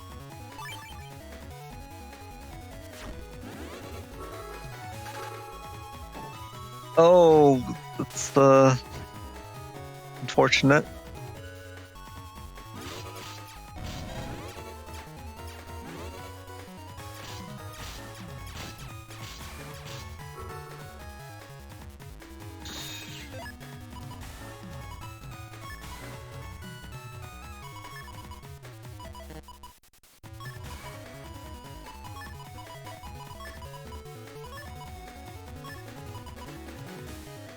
And does have this hub badge just this one turn again. Ooh, but Thiago going for Beast out, so he actually won't be trapped by the cracks from the Justice one.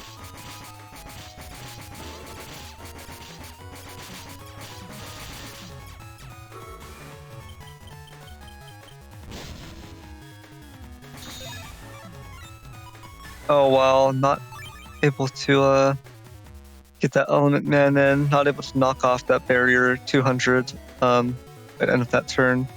Gonna go into Tengu here, get the back B to get rid of the barrier 200, and then just, I guess, hope that Thiago doesn't have defenses loaded up to protect the Tomahawk. Because it would be very juicy to get the Element Man Fire on Tomahawk on grass.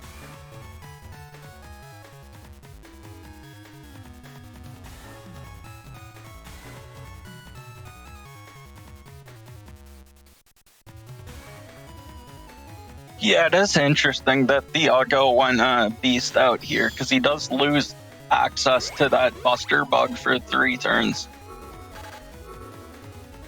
Oh, Thiago sacrificing that the area grab in order to protect Tomahawk here. Oh, and getting the it takes the Justice one right on the center panel.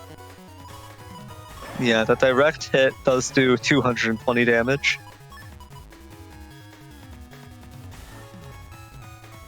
Looks like Sad is going to go for it as this Beast Pulse turn.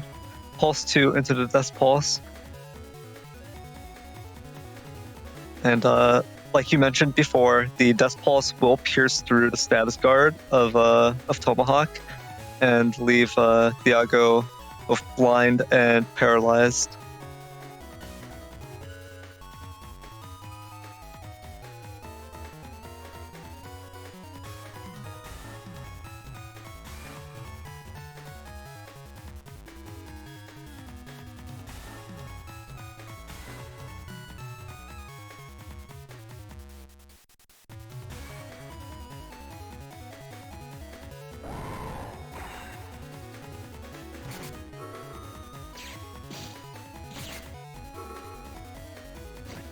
Oh, we might be seeing a meteor knuckle coming out from Thiago here. Oh, wow. Oh, not too many hits, though. Yeah, only 3 hits, even in the corner.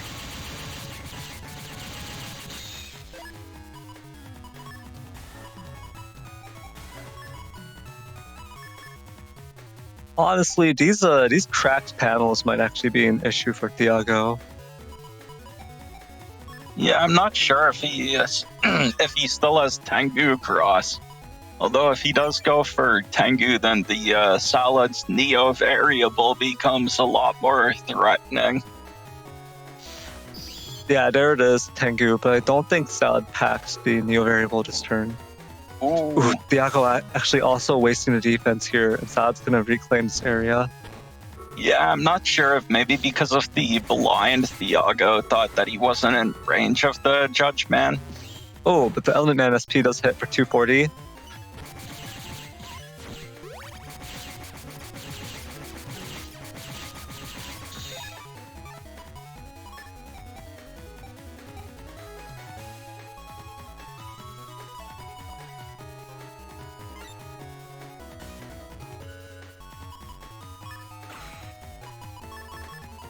Huh.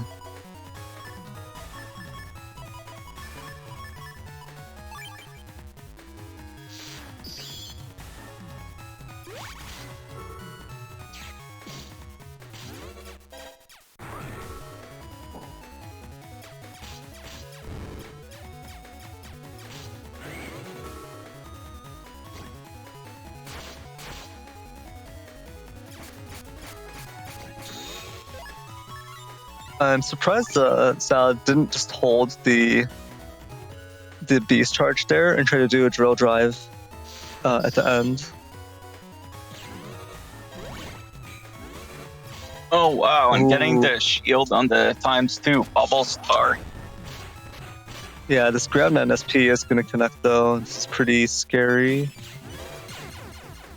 Oh, the Salad does take it with the supersonic boom at the very end.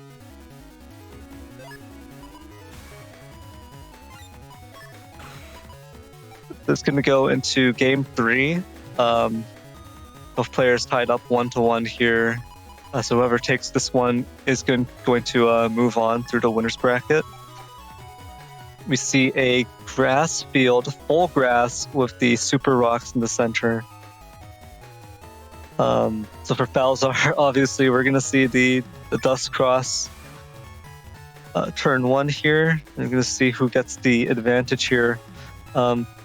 Thiago does have more cursor tips, potentially, to deal with Dust Cross, though, so we're going to have to see.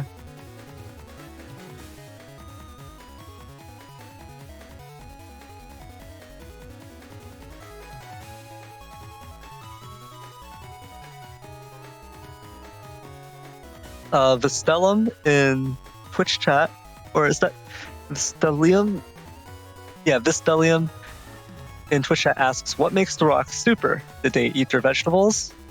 Well, they're just absolute units. If you look at them, they're just so sturdy. They're so solid.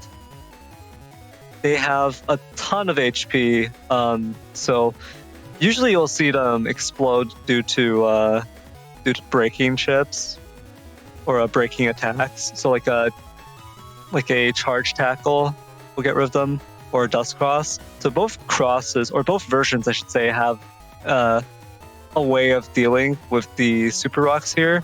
But if you just try to take them out with normal attacks. So just like non-breaking chips or anything. It's gonna take a while, actually. Oh, one of them connects right off the bat. Yeah, I think they have 500 HP, so... Wow, is it 500? I thought it was 400, but 500 it's even more than I expected. Oh, wow, Oh. this anti-Navi underground, man. What a opening turn from Salad.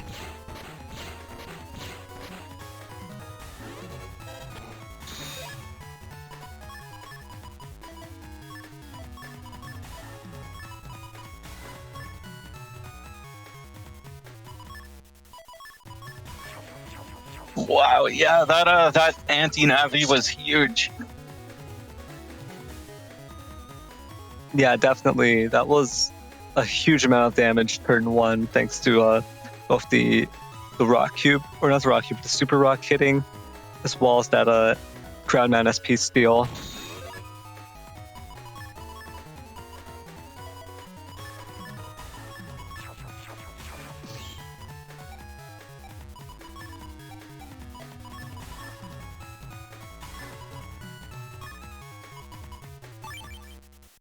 Ooh, yeah, and here's the bug fix.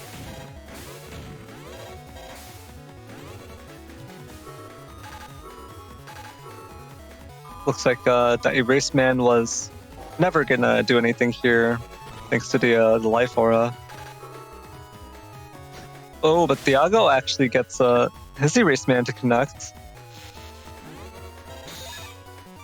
Ooh, and Salad wasn't able to get the Sanctuary out in time. So is she gonna be forced to throw it away?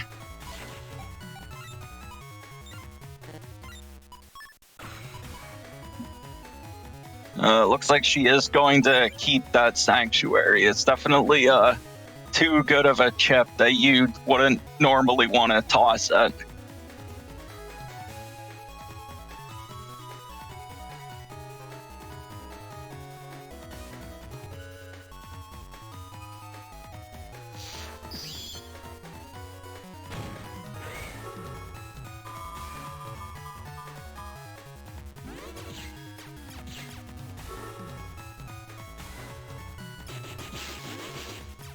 Ooh, and he does get that machine gun. Oh no, and that anti-damage decrosses Salad. Yeah, very unfortunate, actually. I think at least it got... that decross was on the Sanctuary, so it didn't do the full 200. I think. But, yeah, Salad, unfortunately, the Buster Jam proc takes care of the anti-damage, but not able to dodge out of the way.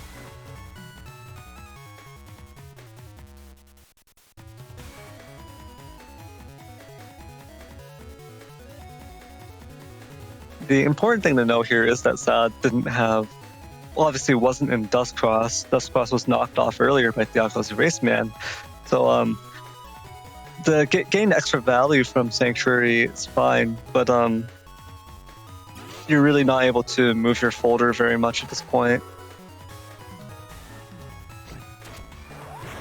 Yeah, that is a problem because Salad does need to want to get that hub batch up and then also go for the Destroy Pulse. Ooh, yeah, now we're seeing that a lot of these holy panels have been taken care of already. Just only 3 out of the original set remaining. But Hot Batch is going to come through here for Salad. And this will at least let Salad get out of this these broken panels, this configuration. Not going to be trapped in by them, so at least Salad will be able to trade back a bit.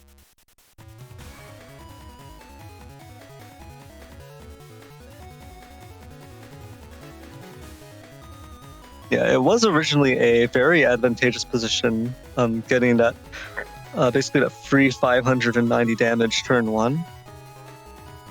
But we're seeing things stall out here for a bit. Salad's folder is comparatively light on the offense, so just trying to get this hub batch out for the buster stats. Ooh, but Thiago actually steals. Oh wait, no. That's not good. Oh no! That was the guaranteed 8 hits.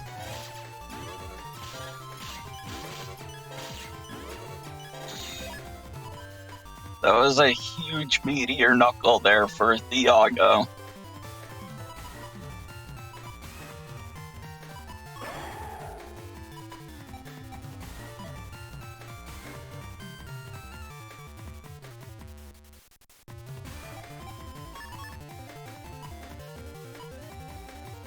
Yeah, I almost feel like Salad should have just buffered a forward movement at some point. Because that at least denies the guaranteed 8 hits if you force your opponent to do a 3-panel configuration meteor knuckle instead.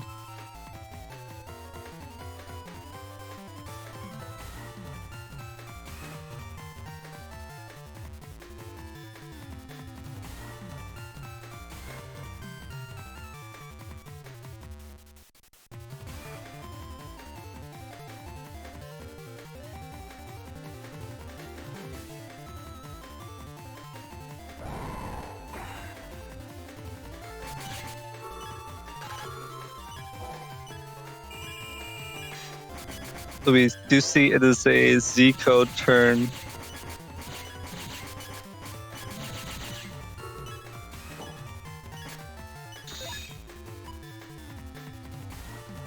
Yeah, unfortunately, Salad doesn't have either of her recoveries here.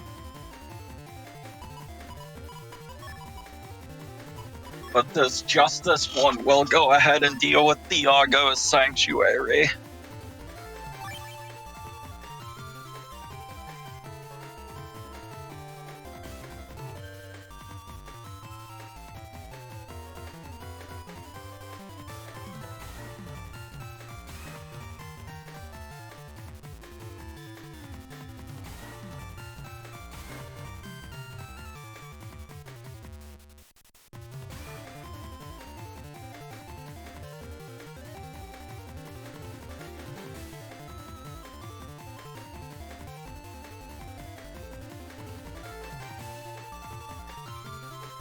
I think Thiago still has the Tengu Man ready to take care of the life aura as well, so...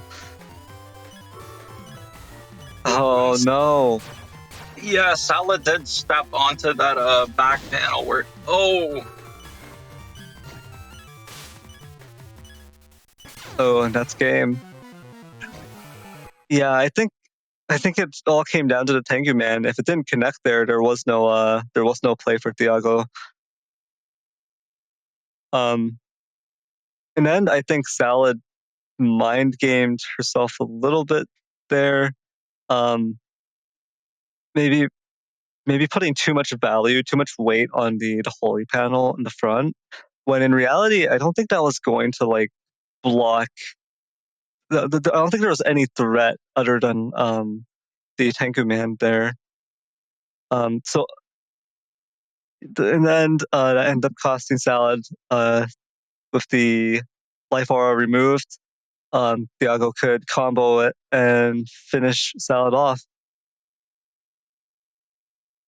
Yeah, definitely well played to both players, and that did end up being a very close match. Yep. But Thiago was able to take it. Yep. So GG, well played to Salad and Thiago. That does mean Thiago will be moving on into winner's bracket, while Salad has been knocked down into the win harder bracket. And yeah, so with that, let's take a look at how the bracket is looking like so far.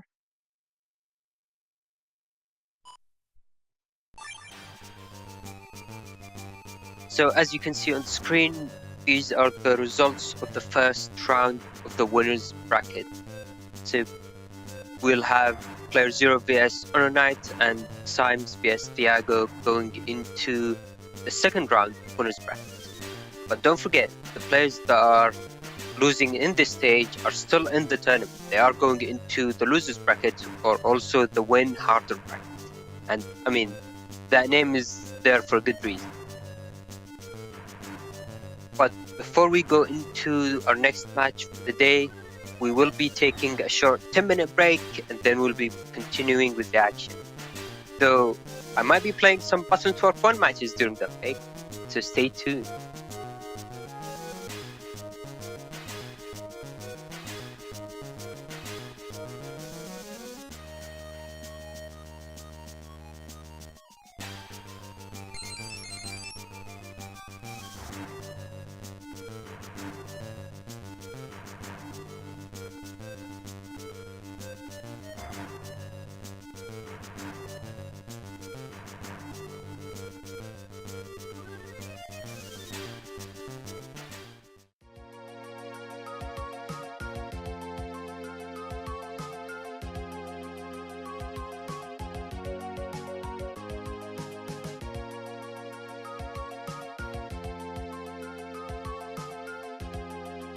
So while I set up for the Button Twerk 1 matches, we did get a donation from Dorman saying, "Good luck, PZ.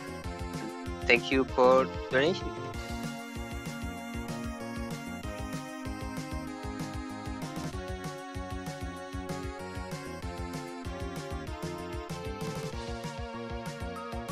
So I'm just quickly setting up.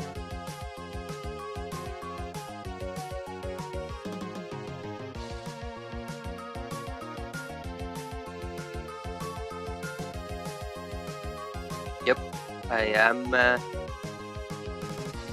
doing more Button Twerk 1 matches.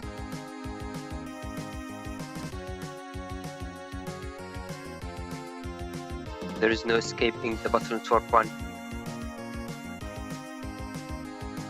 So Dorman's asking a very good question. Why Button Twerk? Why escape in L-code? And the reason for that is because why not? I mean, why wouldn't you have escape? Alright, good luck, have fun. Okay, this is quite an interesting hand.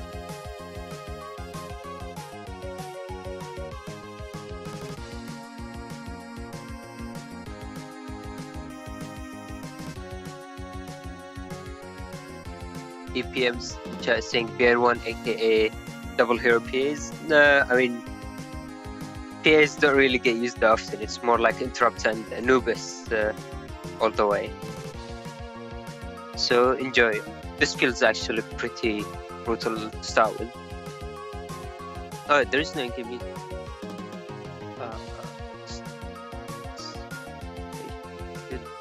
Maybe, no, it's not going through. It's time to listen to shit.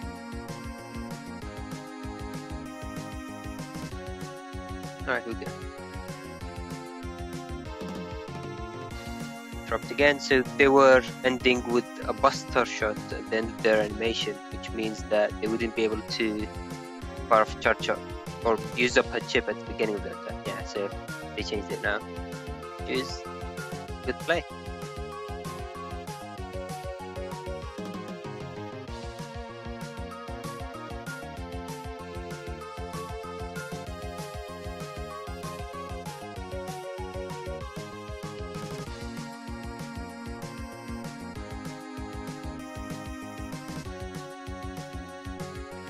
Alright, let's see if this interrupt goes through, then that would be game.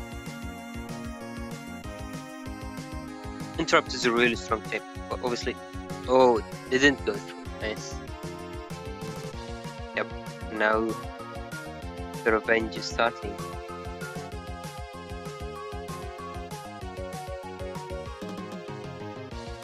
Oh. They have recoveries then, it's really rough.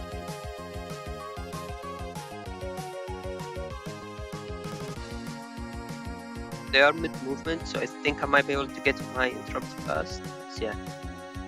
So that's the thing about Button Twerk 1. If you did watch the Button to Work One stream that happened last week, then you probably know. But Button to Work One is a lot about interrupting the opponent.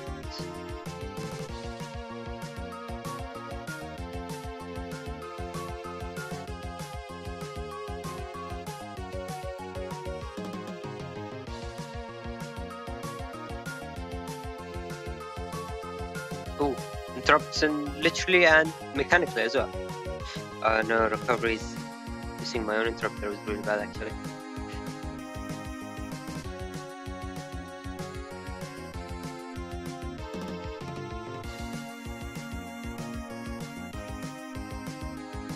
Ooh, I'm using a pile of chips.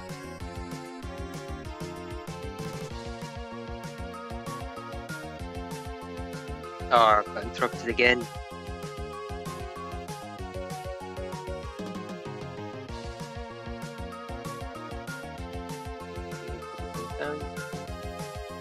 Oh no, they got me, nice. Yeah, I probably should have used the ad there. And I have no more interrupts, seems.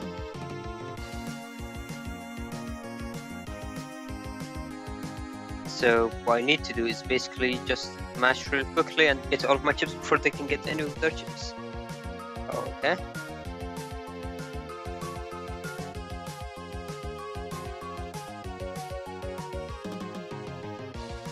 Hope this ring's up to connect. Yep. It connect, which is really big. Unfortunately, my nose isn't surviving for long. Oh, nice. I have an interrupt. But I don't really have much to use this interrupt with. So I'm actually really tempted to just use add here. Because. Oh, interesting. I actually didn't know that. So. This tells me that I have no more chips left. Which is slightly scary. I didn't know this is a mechanic. That's actually really interesting.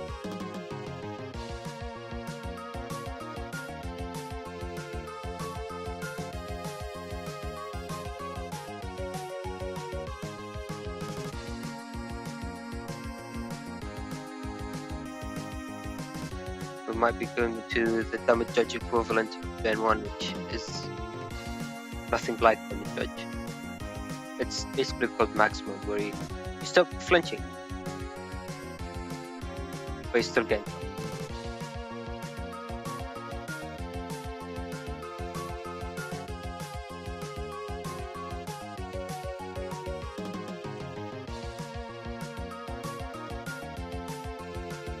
So it's all about buster game now.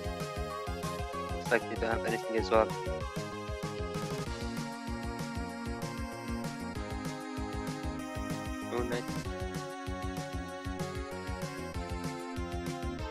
This might take quite a while. If I didn't waste my buster moves, then I could have had it. Keep getting. Now going to see another maximum finish. Yeah, seems likely. But I am losing quite a lot of HP, so who knows?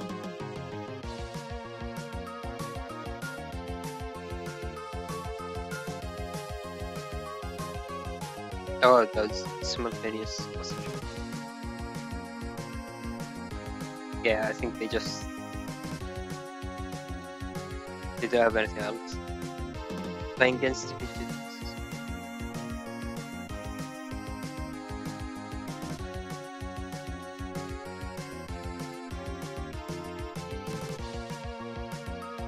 Alright, time to go for this Prix.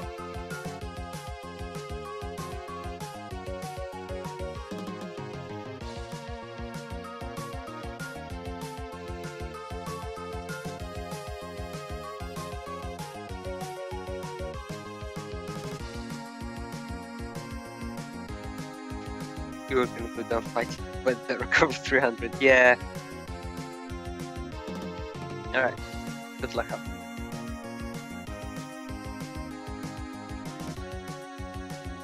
It's actually a pretty bad start. Ideally, I would use interrupt. Ideally, I would use add here. But I don't really want to use add, because that would mean I can take no chips. So have to go for the interrupt play and hope I can get it first. Ah, he got me. Oh wow, that's bad. It's time to match me.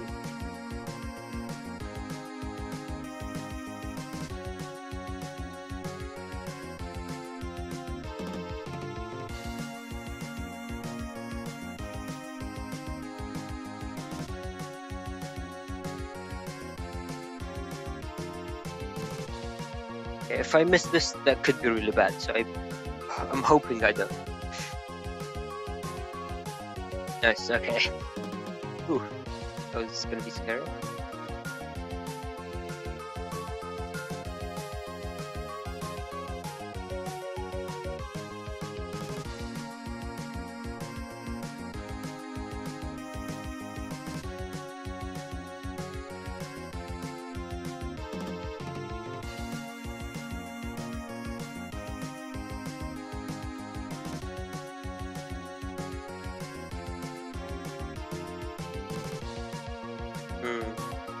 I think I'll do an ad instead.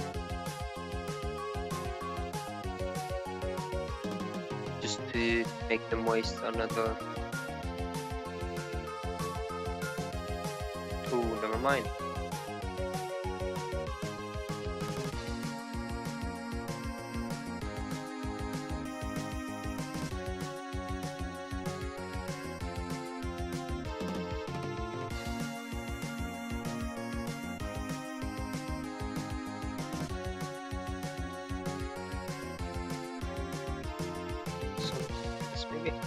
And this should be confirmed. Yeah. Interrupt is indeed OP, but that's kind of the point. Unfortunately. Oh, I only pressed A once, but that made both chips get used.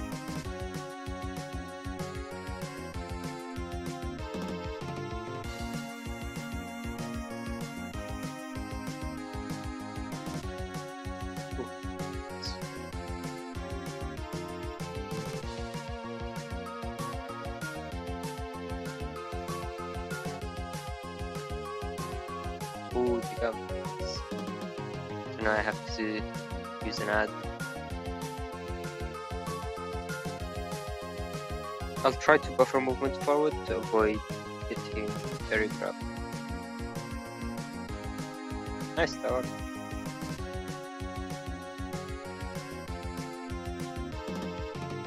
Oh no, they got me, nice. That was a really good play.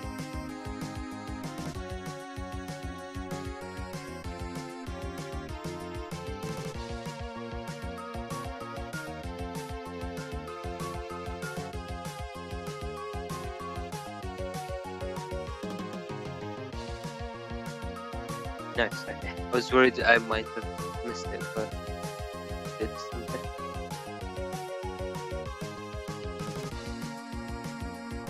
Oh no, they're not my room.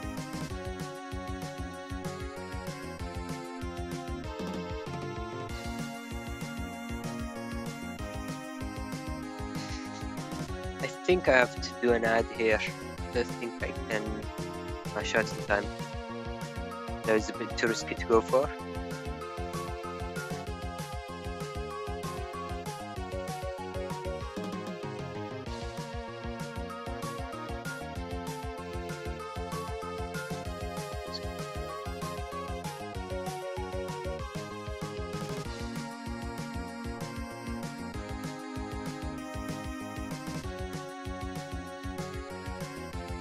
Again, this might start look.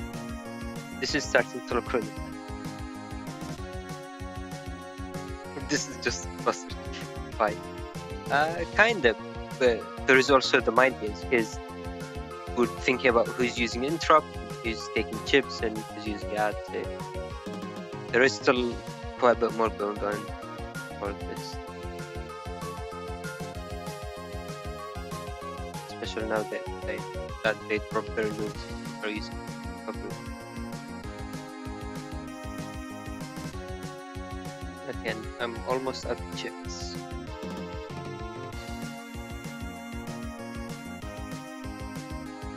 Neryth.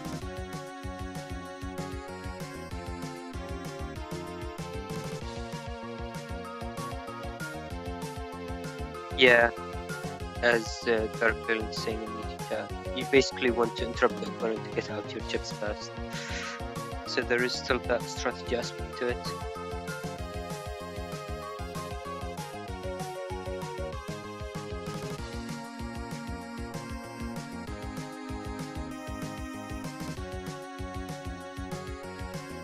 Oh, they quite get the full area.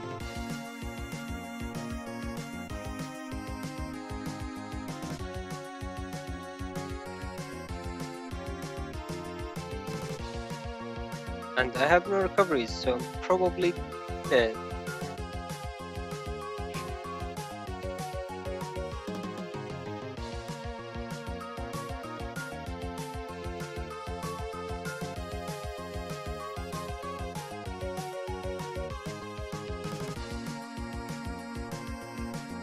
Time to escape. Which doesn't do anything. So unless I get really lucky and the noose gets destroyed before I lose the last 65 HP, seems a bit unlikely. Especially with that in front now. Okay, another recovery.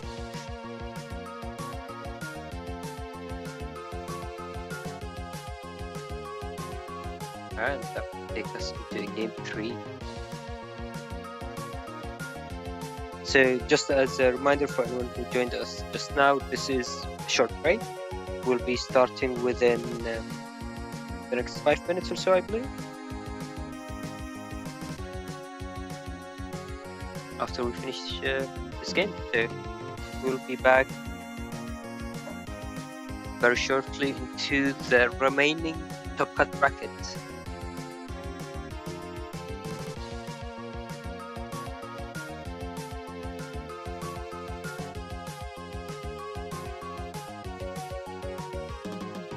See if I can get this interrupt. Nice. Oh, did they deny it? No, those were close actually. They almost denied my second panel. They've been pretty bad for me.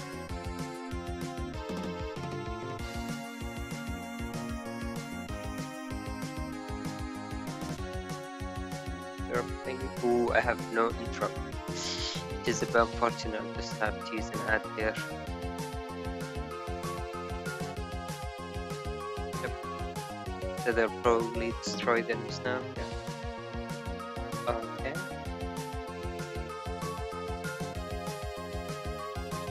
Should have seen that coming.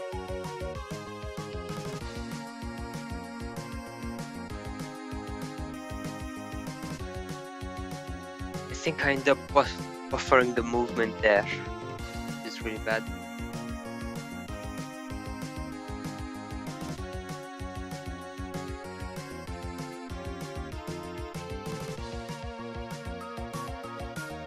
Oh. No interrupt. Interesting. I was very much expecting to be hit by me. I think I didn't quite do this in time to deny the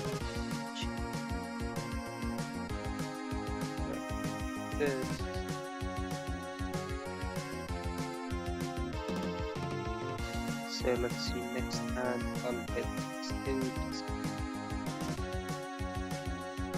Ah, nice, they got me. Cool.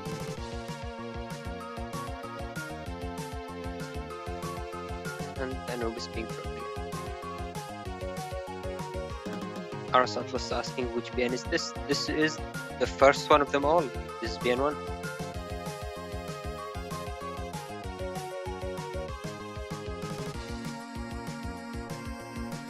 Which has pretty interesting PvP.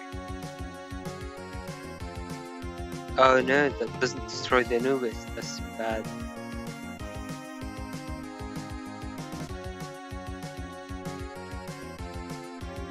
That's actually really bad. My HP is draining more quickly. Oh, never mind. 2 recoveries will probably save.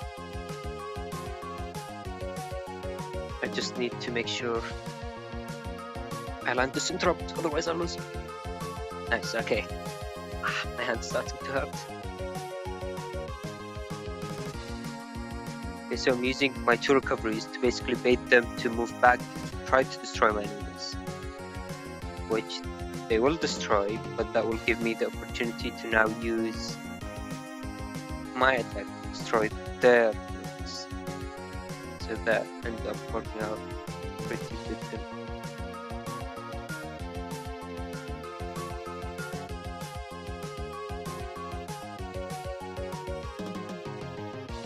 Okay, nice.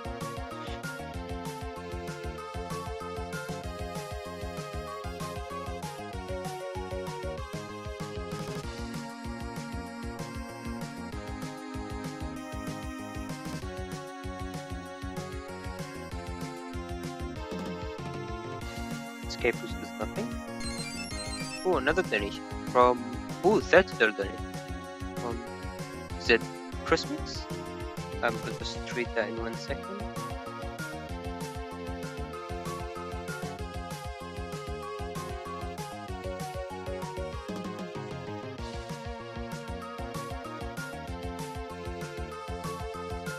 They say, so glad to see a thriving Mega Mammoth competitive community. Can't wait for training mode. Ooh, someone's been looking.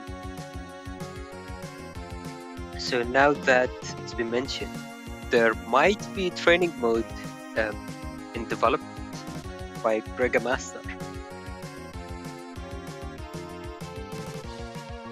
Don't have too much information about that yet, but it is on the horizon potential. This is game GG's.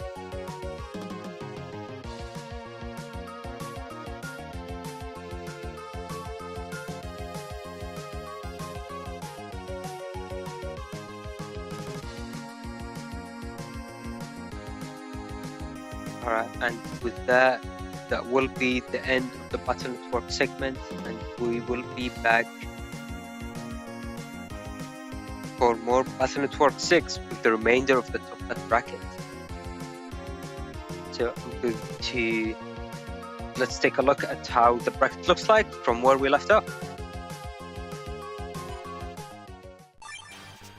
Okay, so as you can see on screen, before the break we went through the beginning of the round 1 top cut bracket, which resulted in this lineup.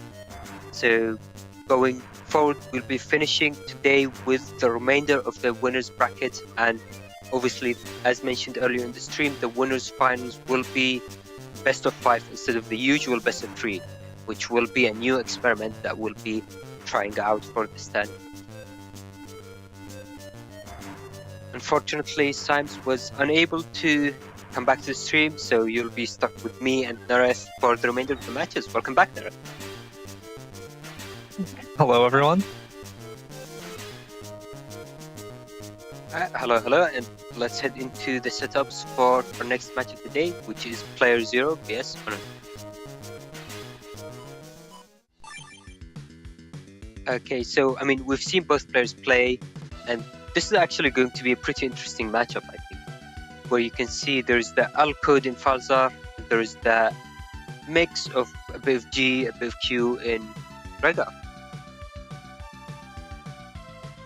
Yeah, it should be an interesting matchup. Will be a opposite versions, Falzar versus Gregar here. playerzero, of course. We've gotten over both of these setups already, but the Neo Variable Meteor Knuckle, the Gambling Buster, the Uninstall and L code, all really solid options. Just a solid all-around Falzar build.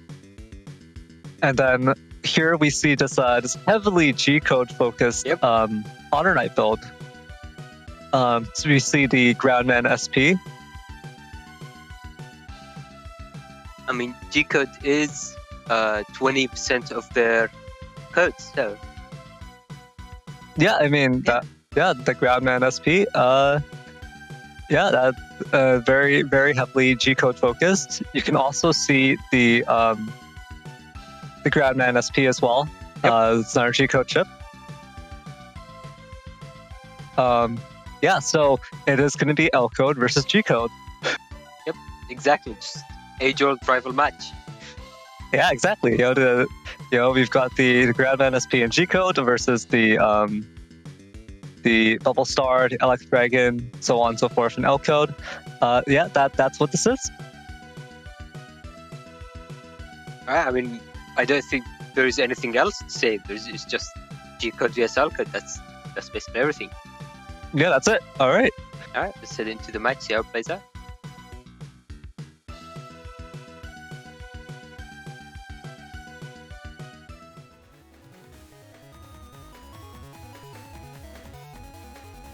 Okay, so looks like starting with a bit of defensive turn, going with anti-damage, panel grab into a life aura turn 1, which is always pretty nice to see. Yeah, getting this early panel grab out is going to be pretty nice here, just because of the value conversion when if your opponent was planning to go for like an early slash cross play, this actually stifles them really heavily, and I feel like it's funny just for the psychological impact of taking a single panel from them. You don't want 3 panels, you just want 1. Just a little bit. You try not to be greedy. Just take a single panel for yourself. HonorNite is running 5 area grabs, which, I mean, a single panel grab is more than enough to deny a full area grab, so it could actually be quite a good value. That being said, HonorNite is also running a right wind drag, which will be interesting to see if HonorNite had decided to take it into the turn 1 straight away.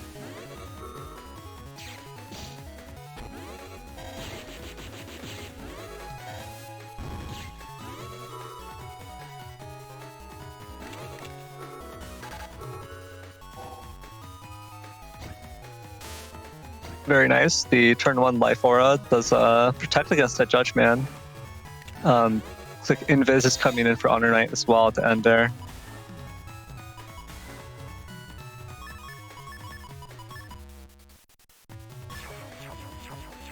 So just using dust recycling, trying to find bug pigs and uninstall, which looks like neither of them landed, but I do have 5 mega chips in hand, which is pretty good.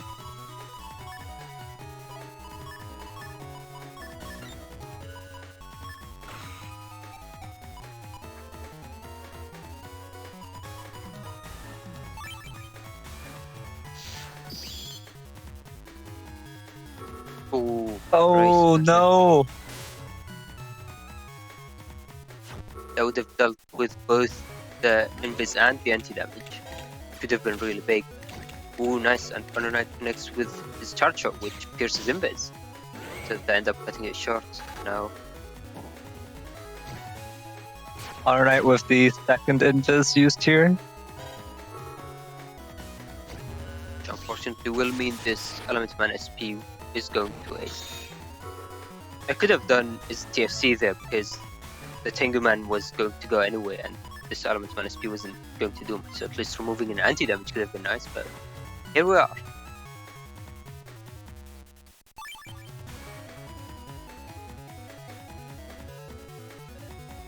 HonorNite is still in Erased Cross, which always brings up the threat of Erased Beast coming out, especially now that there is no more risk of Tengu Man. So Erased Beast could be a pretty scary option.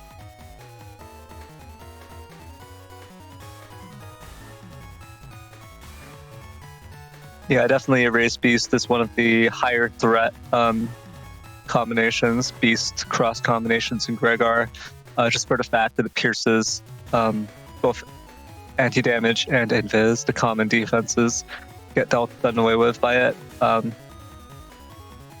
It also does. It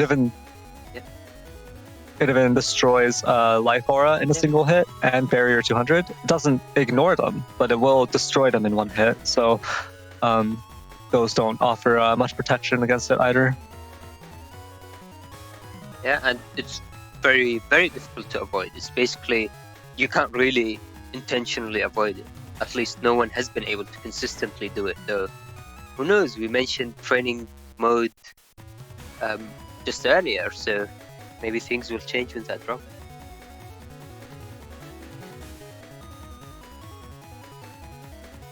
I feel like especially now with rollback, the possibilities are quite a lot more open. Ooh, and looks like HonorNite does go into the race beast.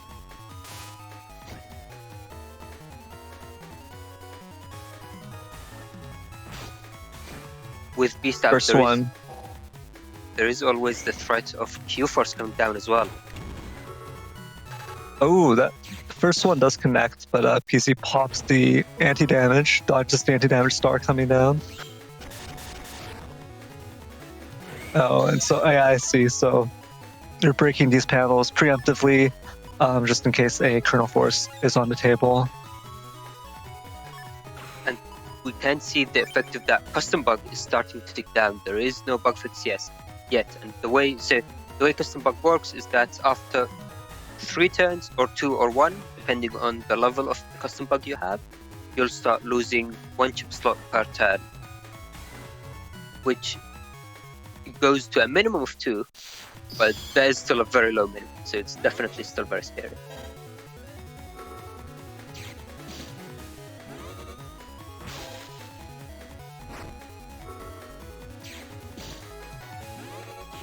Q-Force coming down, it's countered by the Meteor Knuckles.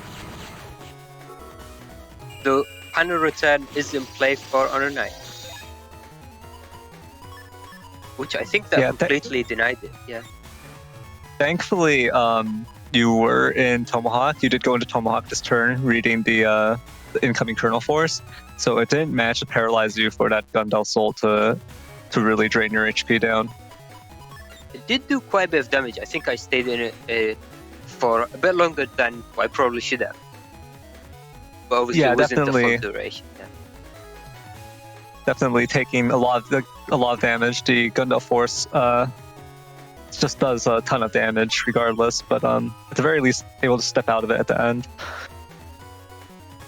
So Project Player in YouTube chat is asking, what does the skull mean with that Q-Force? Do you want to explain how that works? So the skull indicates the erase cross bonus, which is that it's the application of the, I believe it's just an HP bug, isn't it? Yeah. So I think the way it works is that if you hit the opponent and get them to 4 near HP, while in Erase Beast, they will get an HP bug per skull that pops up. So with something like Q-Force, which does a lot of hits, that can start adding up pretty quick. You do have a bug fix coming out here and uninstall on this turn. Yeah, thankfully you did get the bug fix here. Level start 2 into the Electric uninstall. Stay in Baseman, which is an interesting decision.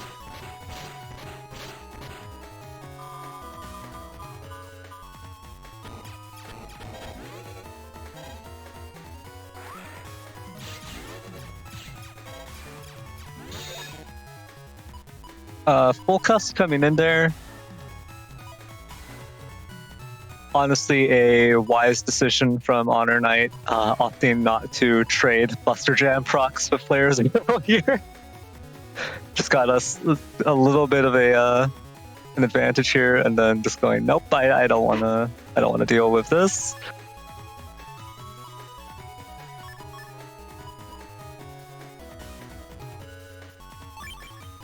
So I believe I only have Ground Trust as a crosslet. Ooh, that's very nice here, protecting from this Element Man SP.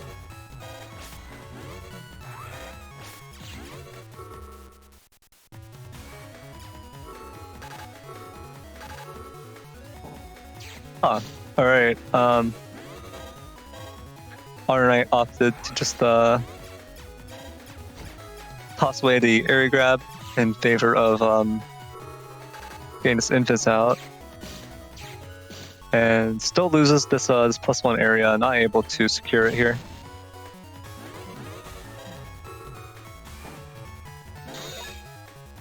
Yeah, it is unfortunate if. Oh no, this is this might be a rough situation. You do still have the Buster Jam, of course, so it's possible you could close it out.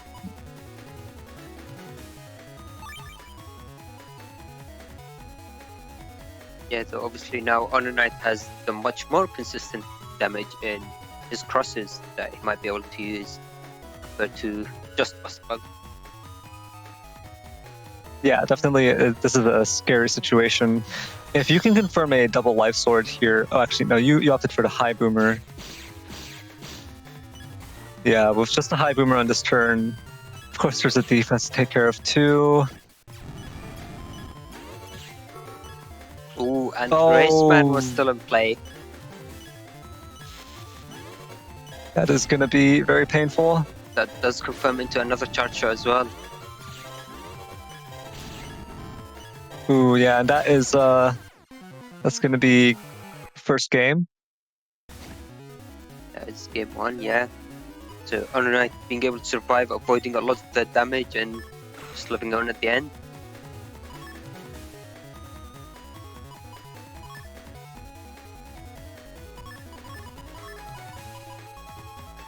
But this time it's machine gun, uninstall turn 1, or the life aura, so both options could actually be pretty good to start with. I don't actually remember which one I end up going for, so I guess we'll find out. All right, here. This is it. Yep, this is it. This is the play. Go full psycho. Turn 1. Just Tengu cross.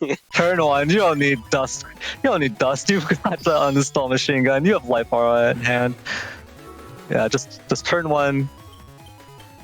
There is the erase man into the confirmed uninstall. Oh wow. Even fishing for the procs. Yeah, wow. Alright. Area grab for this +1 area. This is now a dangerous situation for HonorNite, who has the, of course, the back panels are broken here. Basically a Tengu lock here. So HonorNite's going to have to come up with something here. Could be a Judge Man, but then there'd still need to be a knockback effect to reclaim those panels. Could be the a slash cross would also be an effective deterrent here.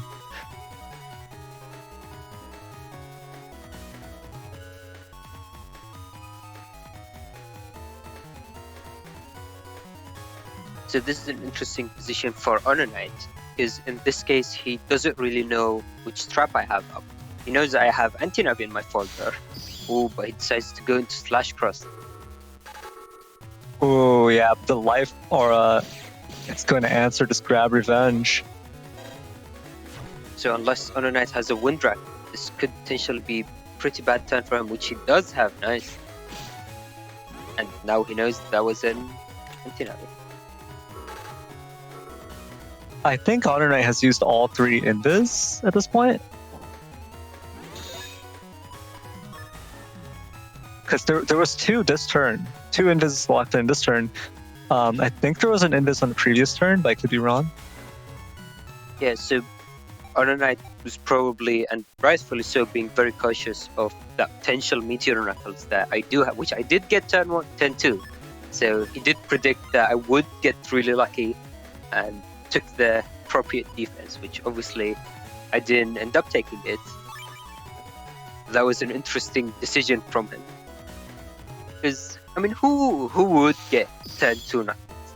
How likely would that happen?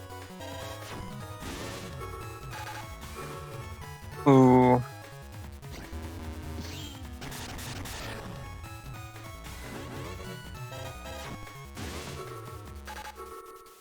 Oh, race backing down. She does connect.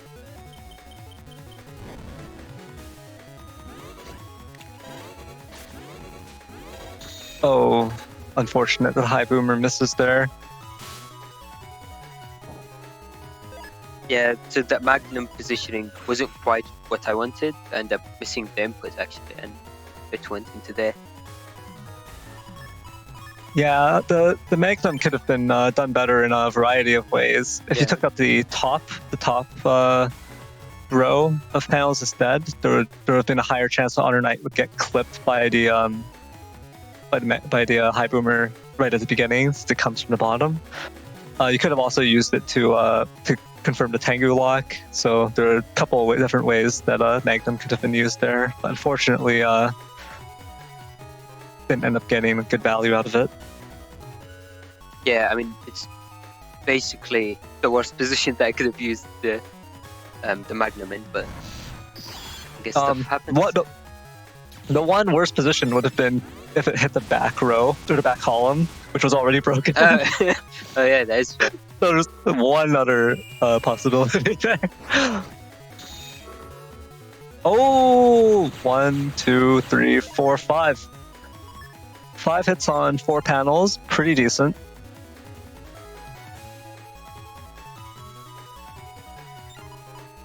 I think that's about the average.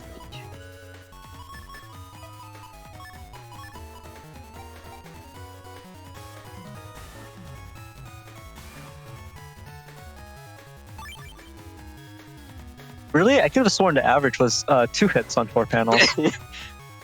I guess depends on whose average that is. Yeah, I guess so. Bug fix coming up, player 0. Barrier 200 for HonorNite here, who is locked in place here, so just going to eat these Bowser Feathers. Huh. Alright.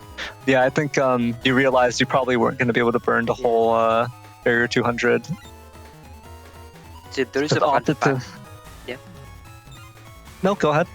So I was just going to say there is an interaction with using barrier with an invis up, which can make some attacks deal double damage, and Feather Buster is one of them. So the barrier could have gone down if it was with an invis up, but the invis ran out very quick.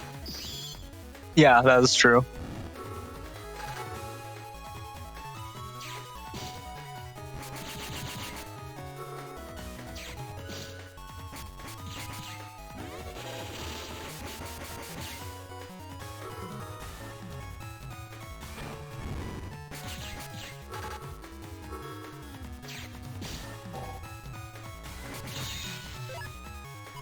Now HonorNite is out of beast turns, which does make it very unfortunate in terms of Q-Force. I don't think HonorNite had the opportunity to use Q-Force yet. Yeah, and even if HonorNite has Q-Force in hand, I mean, look at the state of the field. Yeah. He would need to get the full 5-chip combo with panel return in as well, which with Beast Over, I think, you can't really do that. Oh wow! Oh wow! What a play! What a play! Just wasting HonorNite's life aura with that anti-Navi exchange. Oh wow! And these. Okay, that should be it. Element freeze into a feather. And that will take us into game 3. So the way that interaction works with the anti-Navi is that anti-Navi technically takes the opponent's Navi and counts it as an extra chain in the time freeze counter. And only the last chip in a chain activates. So by forcing the opponent to take my Judgment, that made HonorNite lose his life, which is obviously a much worse trade for him. Yeah, that was very well played on player 0's part. Bug fix turn 1, very nice. There's an anti-Navi here, but it's actually a little bit... Yeah, because you're going to lose this. You lose the life aura right off the bat. Okay, that's pretty nice. You even get the Erase Man, the Erase Cross bonus, so you get 150. So a single Buster Jam proc will actually take care of it now. But you just opt to go for the charge shots. Ooh, you get the anti-damage too. Ooh, walking through that one, that does hurt a bit. It's a pretty decent situation, but it's still a little bit scary knowing that Gundall Force is a potential option for HonorNite. So you really want to keep your HP up here. don't want to lose too much in the starting rounds. So now HonorNite is in Erase Cross turn 2, so Erase Beast could be pretty likely play from it.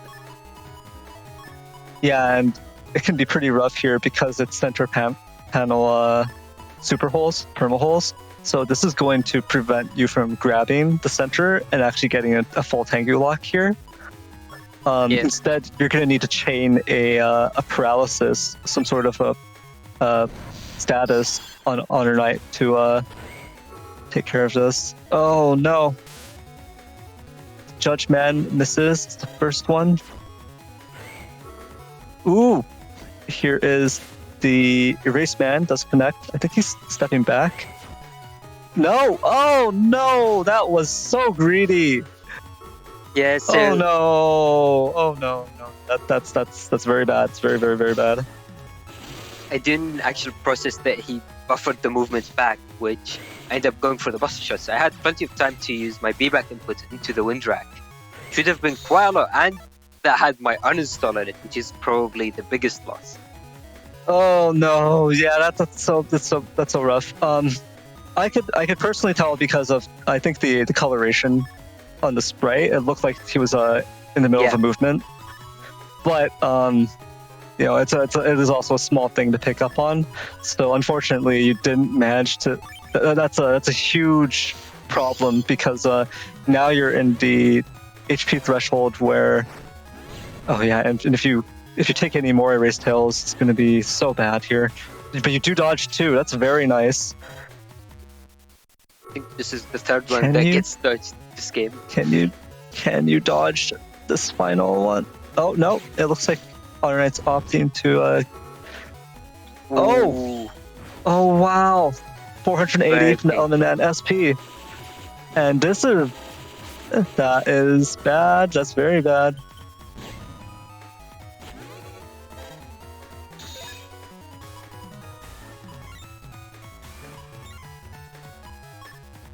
Now you don't have Tomahawk, which means if any of the Kernel Force clips you, that's going to be game. So you've really got to hoof it to the center where you broke those two panels. That will provide you cover against the Kernel Force for a while. But HonorNite can also just stand there and buster with the Gregor Vulcan. So there could be a little mind game there as well.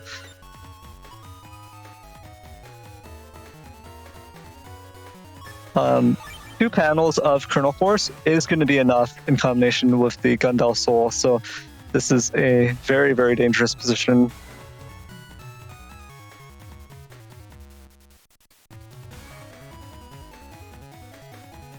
On the other hand, I'm not sure if you have enough damage to take care of HonorNite here, even with the Neo Variable Meteor Knuckle.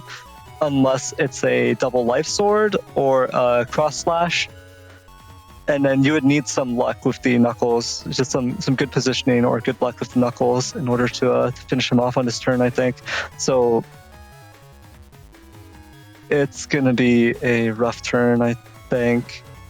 I mean, I just need to hit with a Meteor Knuckles hits. That's about average for corner knuckles, right? Yeah, I guess so. Yeah, I mean, how likely is it to not get 8 hits? That's just how things go. Exactly. Yeah. So basically, you have this in the bag, right? HonorNite's already as good as gone. I can already hear the deletion sound from HonorNite being deleted here by 8-hit Meteor Knuckles on 4 panels.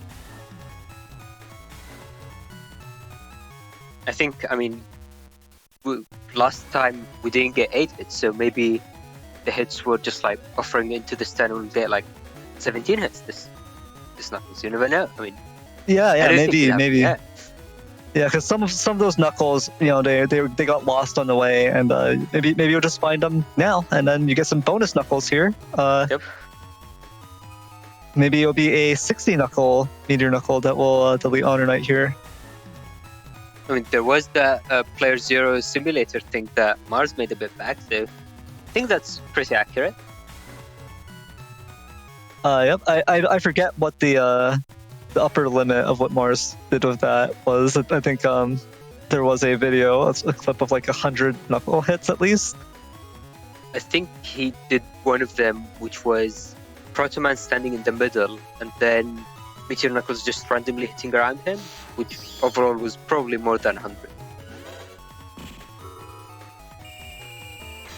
So going into the turn, HonorNite uses panel return. Oh wow, that is going to be very juicy. 280 damage hit. You get to invis here, but this is Ooh, Meteor Knuckles coming down. Two. Only 3 hits. no, that was 2 hits. Was it 2 hits? Oh. That was 2 hits. 2 hits on 4 panels. PC.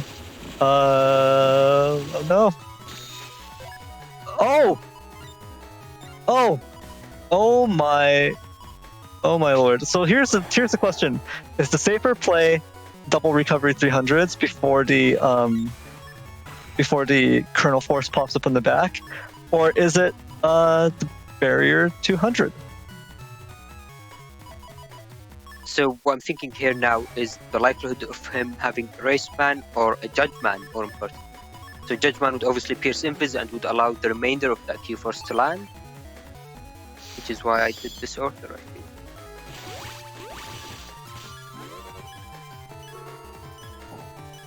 But I did get clipped by the Meteor Knuckles, the Q force end.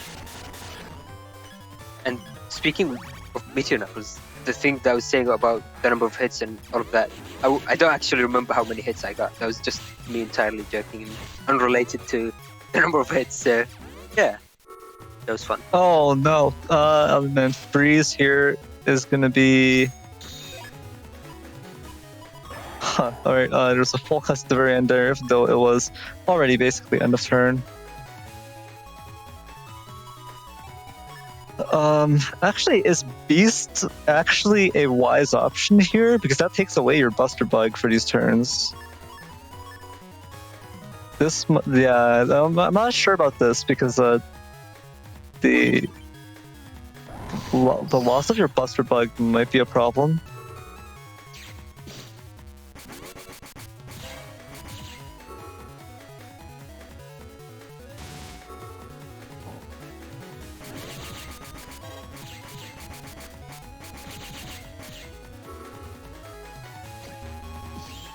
Oh, that if that was element grass, if you managed to line up for the element grass, that could have been it. Ooh. That chip charge that connected, that also could have been it, but fortunately that also misses.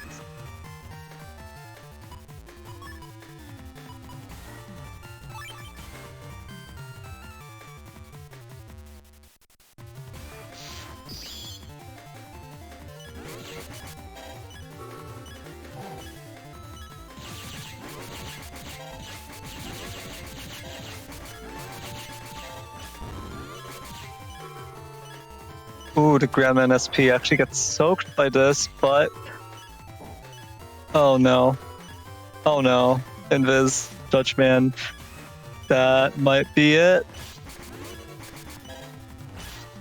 Yeah, that's it. That is GG's. That was actually a very, very close game.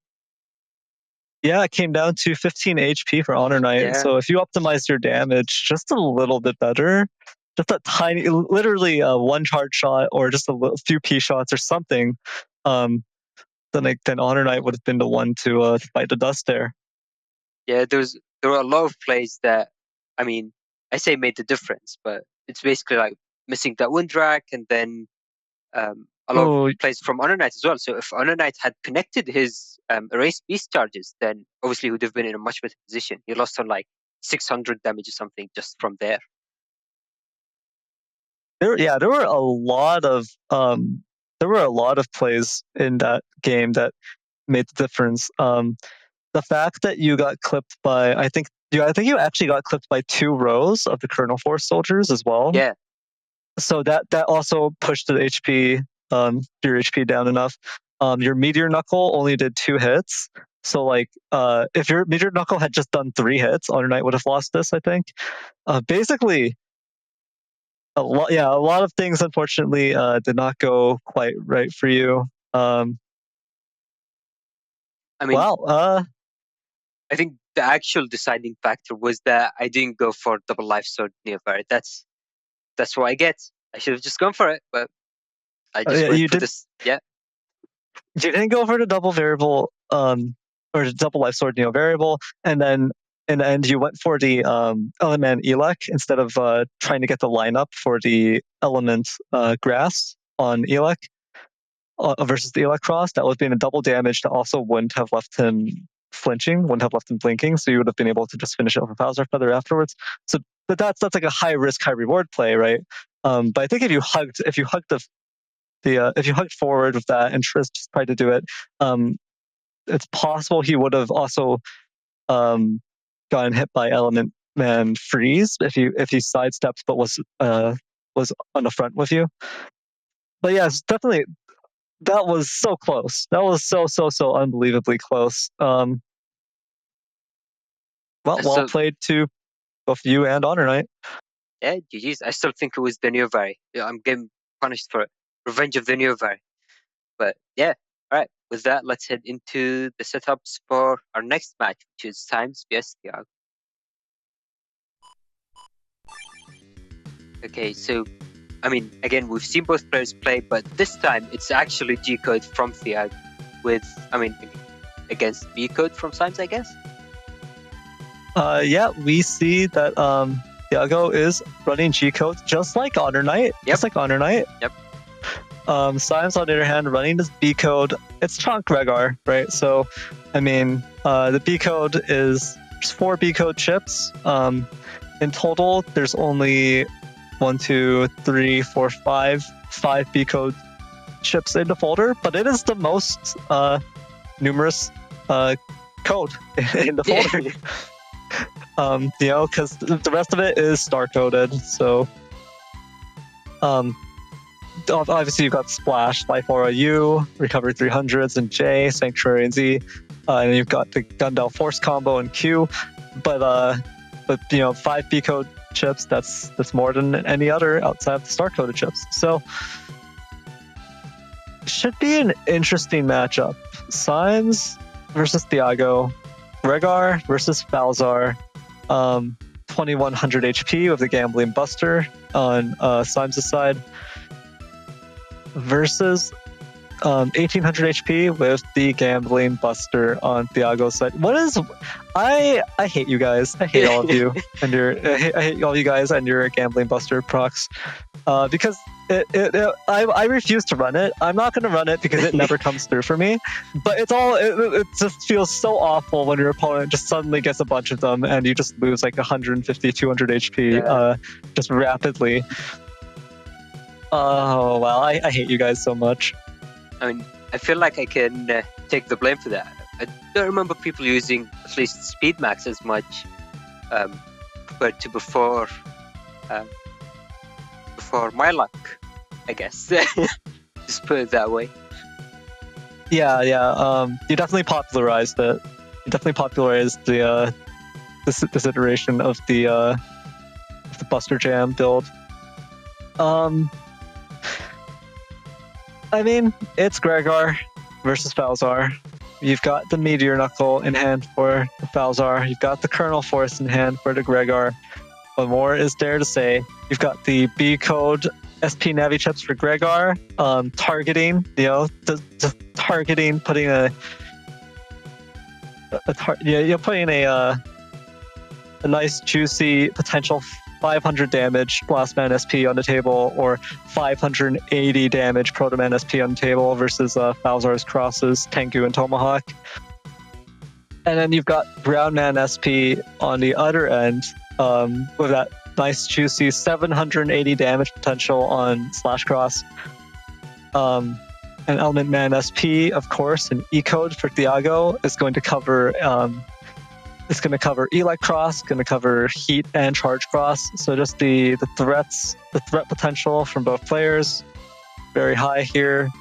When we look at this, I think usually what it comes down to is actually, does the Falzar have a good answer to Erase Beast? because usually that ends up being like a safe option for the Gregar player. If all else fails, if there's too many like decross threats on the table, then usually Erase Beast is a nice option because you can just sit in the back, sit in a safe spot, and just unleash the Erase Tails. But Thiago actually does have Tengu Man, so if Symes does go for Erase Beast, Symes is going to have to keep that in mind and sit on the 3 safe panels. Actually, it's 2 safe panels from that would protect you from getting hit by the Tengu Man and getting decrossed. So I would say, yeah, both players have the answers to each other in their folders. It's just going to come down to chip sequence and luck and, of course, skill, how they use these chips and who can outplay the other person. So, all right, let's head into the match and see how they both decide to play their chips out.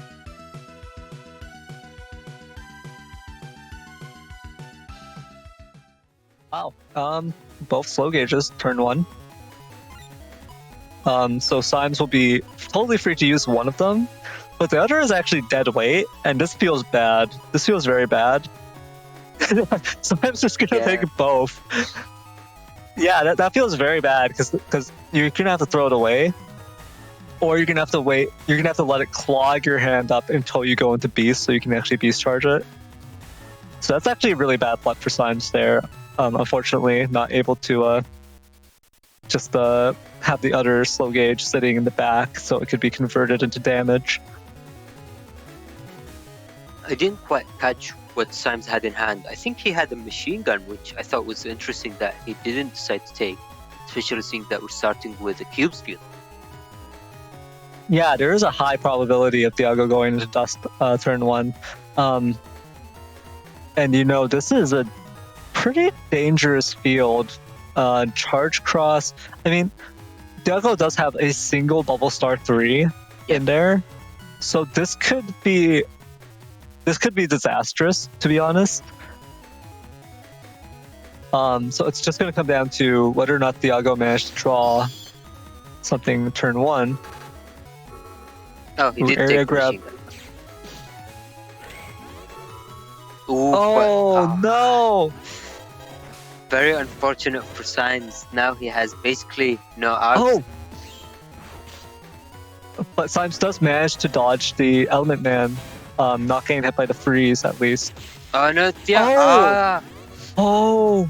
No. Catching Thiago on that frame where there was a high probability that Thiago would step up to try to confirm more charge shots or at least line up. Managing to get the decross there. Yeah, Thiago going for actually a very greedy play with camping forward. He could have just stayed back and would have known to avoid the charge shot, would have more easily been able to avoid the machine gun or just react to it. Yeah, but Thiago did not know that Symes only loaded 3 chips there. And in fact, 2 of those chips are the same, slow gauge and slow gauge. So I think in Thiago's mind, if Symes has area grabs standing in the front, of course, Thiago will be able to deny the area of reclamation from Symes. Yeah, I mean, that was actually a very scary turn for Symes because he had no defense. So if Thiago had like the Aramis Man SP, Ground Man SP, or some of the other chips like in G-Code, that could have been a very painful turn for Symes, but it didn't end up working out.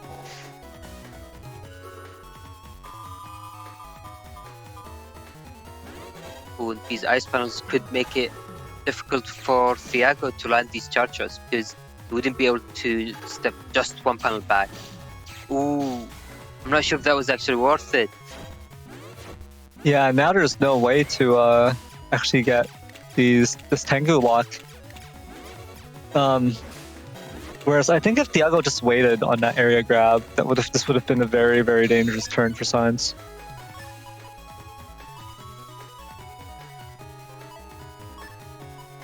But now Symes does have that grab revenge in B-Code in his hand, so he is able to take that into 2 area grabs, so it wouldn't be surprising to see him go into slash cross. I'm not even sure if Thiago will stay in Tengu, because it's got to be pretty scary versus a Protoman SP. So Judgeman is going to get 3 books onto Thiago here, 60 damage. Oh, let's see if Thiago has any follow-up. Machine gun comes down. No area grabs yet, so it seems like he doesn't really have it. Oh no! Oh! How many hits was that? Was the full 3 hits there in the slide? I think so, yeah. I think he took 3 hits there. That was massive damage. Oh, and it just keeps adding up. I think that's 5 hits total this turn. Symes getting so much value out of those the ice panels plus erase cross part shot. That beam is just yeah, very dangerous. Seeing that happen made me think of sensor slide setups, honestly.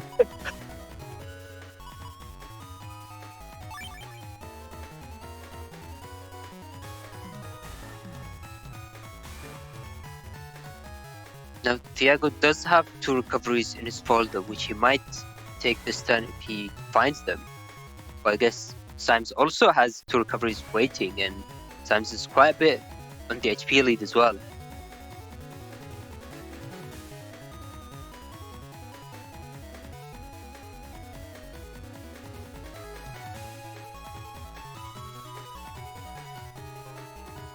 It is starting to look a bit more scary for Thiago, because so he's looking at Symes' folder and thinking, we still haven't seen Blastman, we still haven't seen Protoman or Q-Force. My opponent is in Erase, could go into Beast Out and just Q-Force instantly, basically. So Thiago really needs to weigh his options. We might see Meteor Knuckles Stun coming from Thiago, or potential in Elementsman SP. I don't think we've seen that one either. Ooh, I'm surprised to see the Tengu Beast come out. This is a good... Ooh. Wait. Oh! Oh wait, no, but the anti-damage, Oh, wow. Oh yeah, the anti-damage, because that would have been basically a deletion right there if not for the anti-damage to prevent the damage from the erase beams. Yeah, that would have been... That was so close. Yeah. And unfortunately, Thiago went into the Beast Out to chip charge, but he was just pushed away, and then the area grab fully denies it. Yeah, there's Symes has 1 safe panel to stand on, and when Symes sees Thiago not using the Buster, not doing anything, Yeah. Symes is not going to step off that panel. Now Symes preparing to go into Beast Out, so you might think that, oh, Thiago is on Holy Panel, surely that will cut some of the damage, and while that is true, that will cut out the Q-Force damage, but Symes also has Gandalf Soul. Gandalf Soul doesn't care, he cares about nothing. Technically, Gundel Soul cares about whether you're indoors or outdoors, but that's, I mean, that's fair. for oh, but that's not gonna matter because Gandalf, yeah, that was enough. yeah, but I believe the Gundel Soul in PvP matches, it always counts as maximized damage, so it always counts as being outdoors. I don't think so, because I remember one of the Blood Moon, the Mudcard Blood Moon, I was indoors and I was doing half damage, so I don't think it actually counts as always out.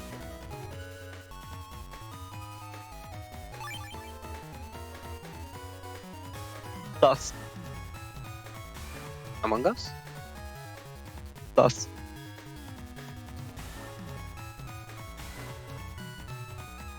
Yeah, you should be outside, outdoors, amongst, you know, we're all out.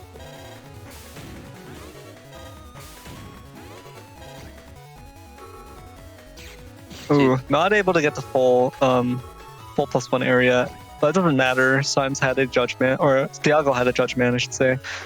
I'm ready to reclaim that area. Oh, into their own area grab. Ooh. Oh, nice movement from Symes, baiting it out there. Not able to avoid the Heat Dragon, but still a very good job of protecting themselves against the Erase Man. think it's always very interesting to see Gregor player deciding to stay in base man turn 1, because that might give you insight on why they decide to do that. Maybe they're worried about a decross, which, I mean, to be fair, Thiago does basically have a decross for anything.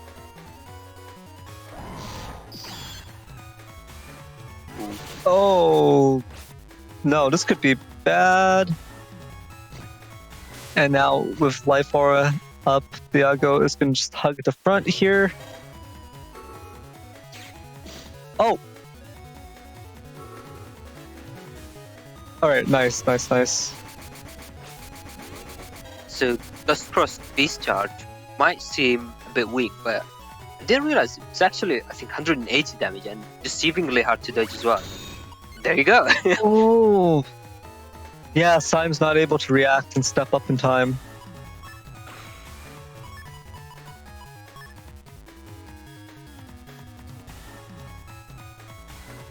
The one tip to avoiding it is that it can only hit the same panel once. So if you see a panel that already got hit, you can immediately aim to move there and you'll be safe. But obviously you might risk trapping yourself because it tracks the other panels. So just something to keep in mind.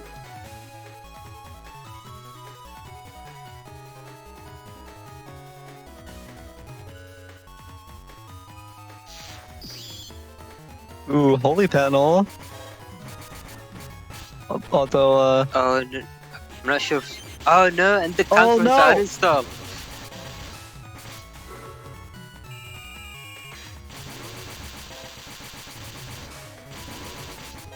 Don't think Symes really wanted that to work out this way. And then the Groundman SP coming down as well. That does break the holy panel. the holy panel, no! And ending with that wood dragon at the very end of turn. I can't take this. I'm heartbroken. That holy panel, no. No. Yeah, it's the Thiago. perfect sequence. Thiago's merciless.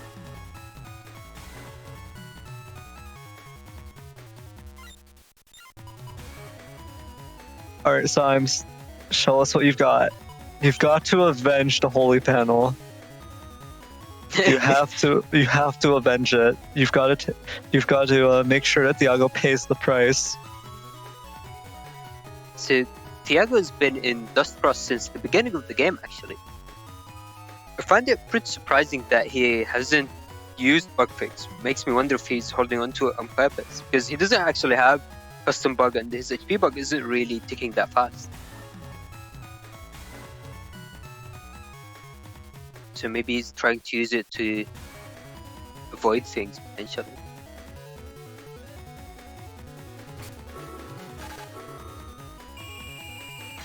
Ooh, Sanctuary coming down, but Windrak doesn't care about Sanctuary.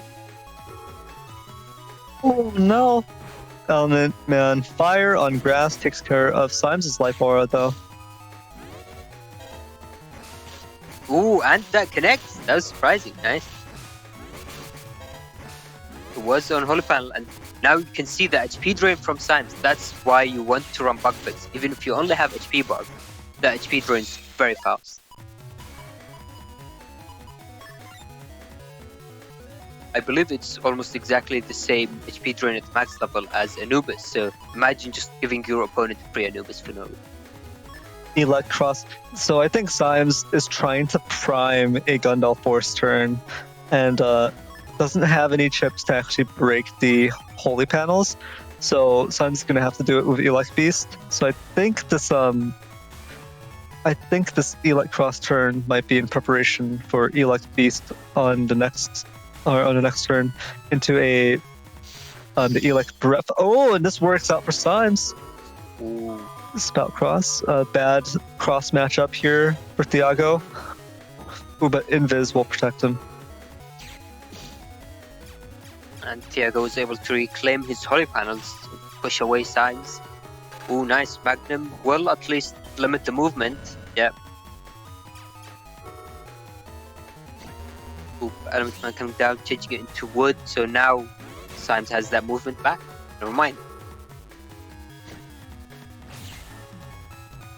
Oh, but isn't this Blastman SP? Was that worth it? Yeah, I don't think so. I think there might have been an accidental TFC from Symes because now he misses out on the Blastman and a potential Charger as well. Ooh, but the machine gun starts off here. It is going to connect at the start of this turn. But Symes is going to cross cancel into erase, it looks like. I do feel like the cross is here. It should have been a good situation for Symes, but Symes really wanted the blast SP on grass for 500. But maybe it would have been a better choice to just use it to get rid of the barrier right at the start, and then just try to go for charge shots to get a D-cross. Because the D-cross hit would also be very juicy. Yeah, I mean, it would have taken 2 charge shots to deal with the barrier 200, but 1 charge shot would do more damage than a Protoman SP, because it would have D-crossed as well, so...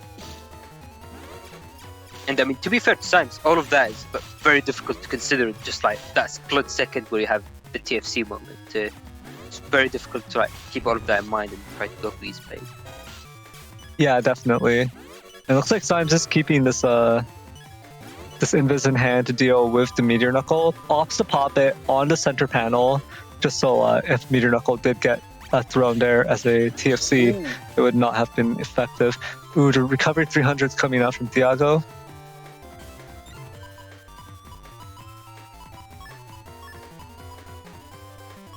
Looks like Symes is still holding on to that Q-Force. He might be waiting for a wind track or just to take a bit of recovery in case a Meteor Knuckles come down and he has no answer to it.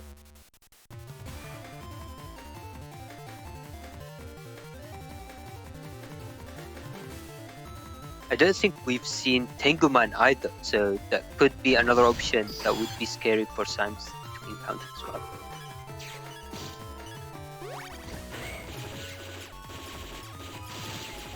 Area grab coming down. Let's see if there's another one. Nothing yet from Thiago. Meteor Knuckles though.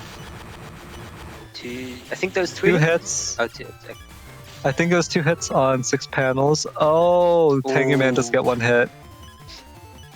It's actually surprising that Symes considered chip charging the panel attack.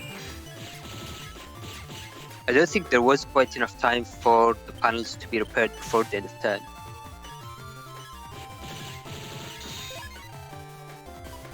No, and this is now a rough situation because with only 2 panels for Colonel Force here, I don't think it'll do enough damage even with the Gundel Soul behind it. Oh, Symes thinking about not even taking that Q-Force.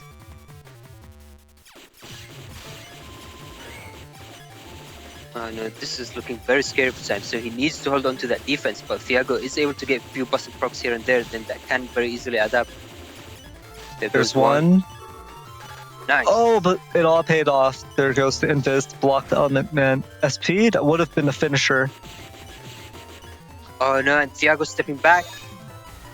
Now This he is in gives range. Symes perfect situation for Gundel Force. Can Symes do it? Can this... I mean, I think this would finish it off.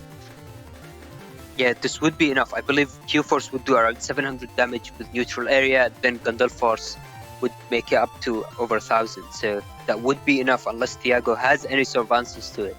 So it will all depend on what Thiago has for the stat.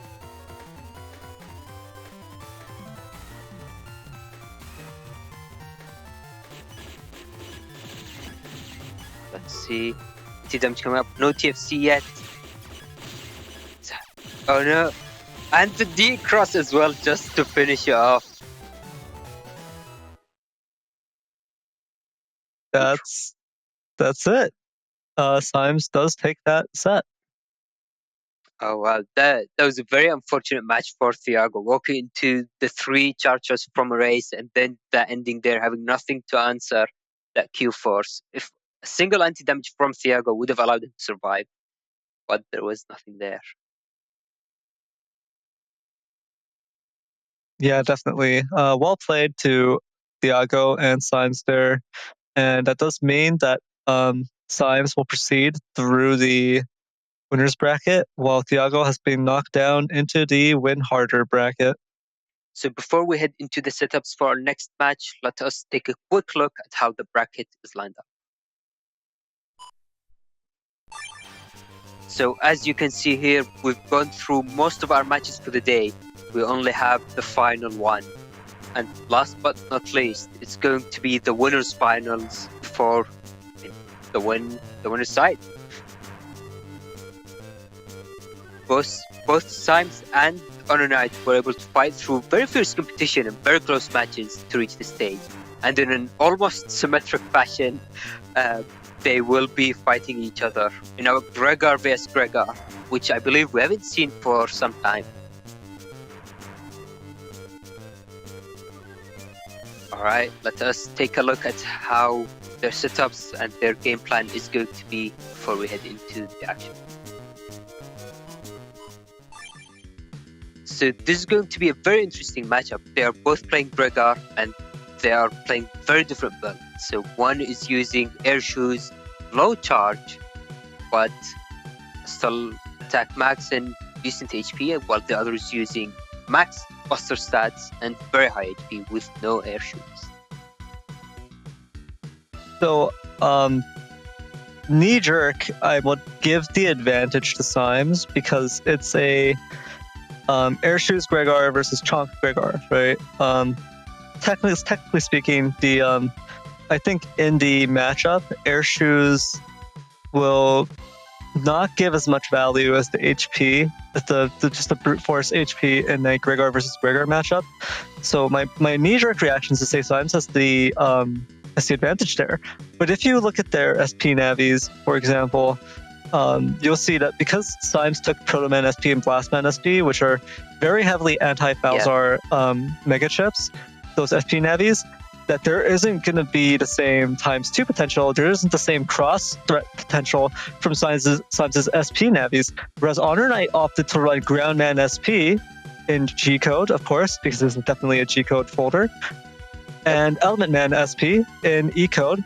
Those two chips, they cover so much. They cover almost all of the crosses in Gregor. So there's the ×2 the cross potential from these heavy hitting SP navies coming out from HonorNite that Symes just doesn't have access to. So I think that that offsets the advantage from it being air shoes versus Chonk. So the Chonk Gregor who normally has an advantage thanks to that HP difference and the fact that air shoes probably won't become a significant factor in the matchup.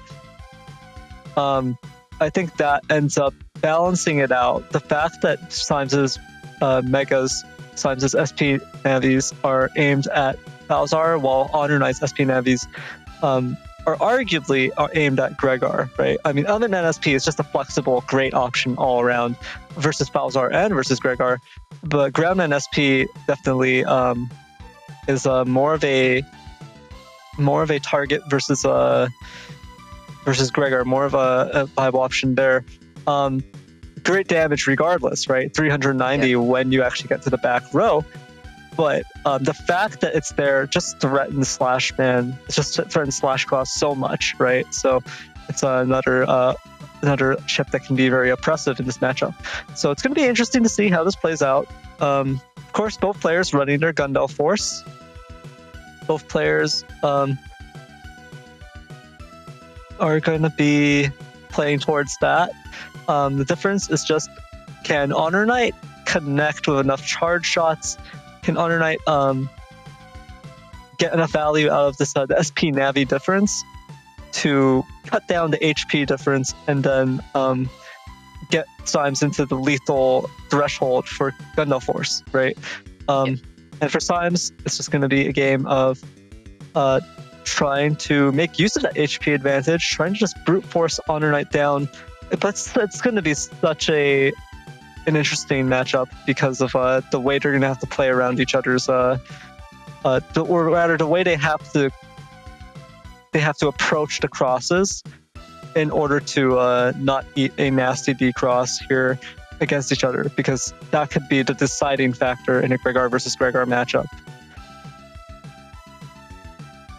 Yeah, very much so. And I think without further delay, we should head into it and see how they play out.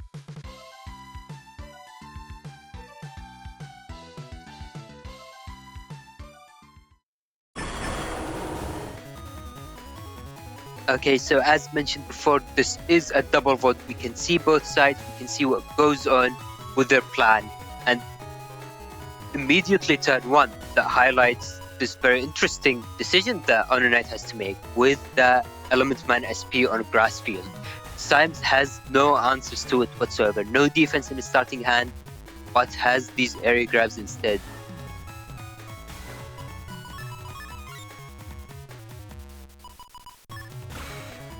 So another interesting aspect that I don't think we've mentioned is that neither player is really taking the maximum advantage, you can say, in the matchup. So HonorNite doesn't have Get In for his air shoes, and Symes doesn't have uninstall for this for the charge 1 to punish HonorNite with. Wow, just turn 1ing that Element Man SP, huh.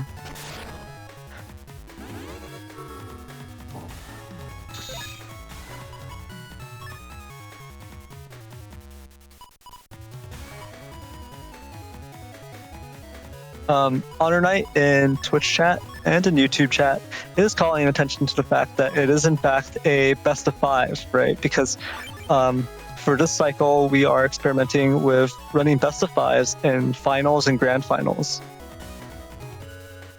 That is correct. So instead of the usual match ending at best of 3, which is like a 2-0 to 1, we can potentially go into a 3-2 situation.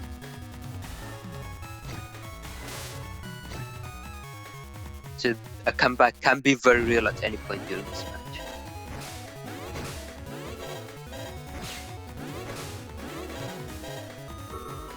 Ooh, Oh! that does connect, nice. And that will also allow Symes another charge shot to land as well. Nice, there goes.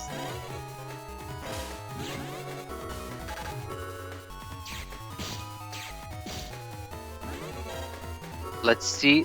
Oh, HonorNite gets the revenge and connects his own Element Man E-Cross, but unfortunately there is no charge shot to follow up. Yeah, both players losing their charge cross on that turn to Element Freeze. Ooh, but now looking at HonorNite's side, there is that Gandalf Force, but what HonorNite doesn't know is that Symes has no defense, so if he goes for it, he could just actually finish off the game right there. Understandably, he is playing it safer, going for the life aura, just trying to maximize the advantage he can get out of this stack. I don't think the Gandalf Force will actually do enough damage to finish Symes off from 1400, but it will leave Symes very, very, very low HP at this point.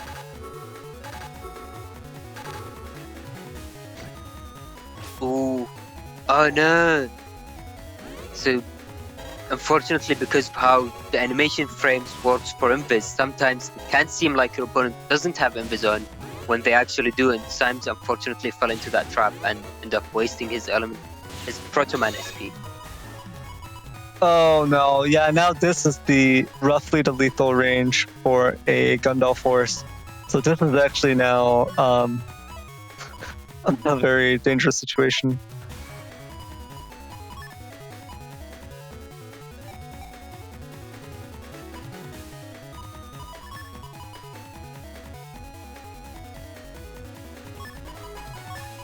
Okay, HonorNite is going to go with the recovery, top up his HP. He only has 1500 HP, so technically wouldn't be that much. But HonorNite is worried about his HP range because he is now in the Gandalf Force range. That's the funny thing about this matchup, is that they both have to constantly keep that in mind. They have to keep each other's Q force in mind.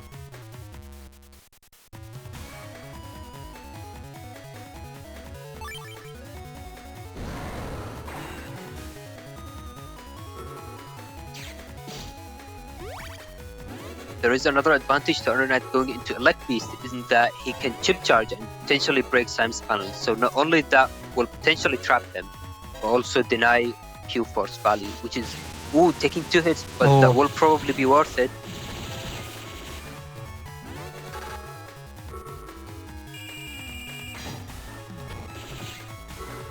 Oh, no.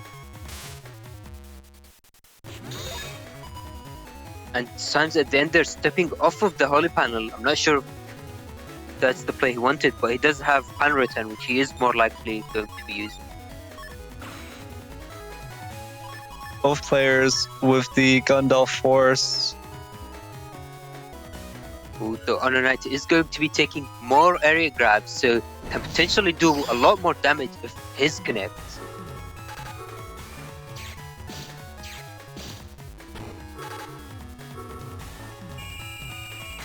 Honor returns coming down. Oh no, going a bit too early. Oh yeah, and yeah. the revenge. The revenge with Gundam Force.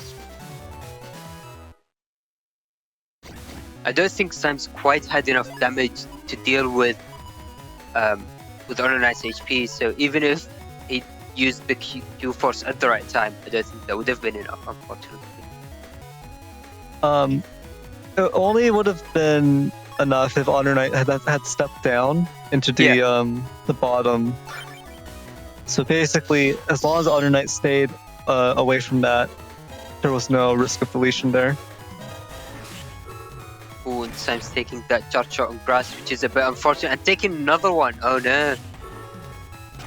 Damage very quickly adding up, and they're about the same HP.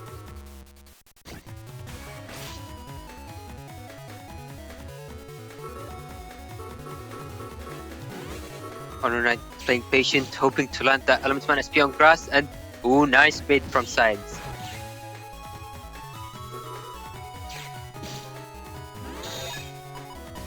So yeah, as directly land in YouTube chat, that is funny. They both started with the same field, and HonorNite had the Elementman SP both times. So.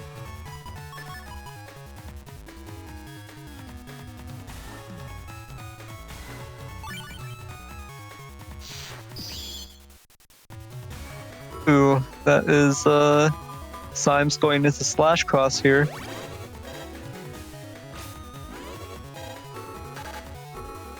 Oh no! Oh, That is risk. The end of full cost, not even allowing Symes the chance to use the remainder of his chips. That was such a tragic turn for Symes. yeah, that's 780 damage. That's what I was talking about in terms of the SP Navi matchup, right? Yeah. There's just so much less value from the Proto-Man SP and Blast-Man SP when it comes to being able to threaten each other's crosses. I mean, even with all of that damage hitting Symes, you should never take Symes out of the match. I mean, a single Q-Force, especially with that area, can do more than enough damage to close things off. And I mean, it is Gregor. 110 is enough to potentially deal a lot of damage. Yeah, definitely this could still go in Symes' favor. Ooh, very nice playing it patient. And now Symes knows that this is an anti-Navi, so he can potentially aim for a punish on HonorNite. Nice, and landing another charge.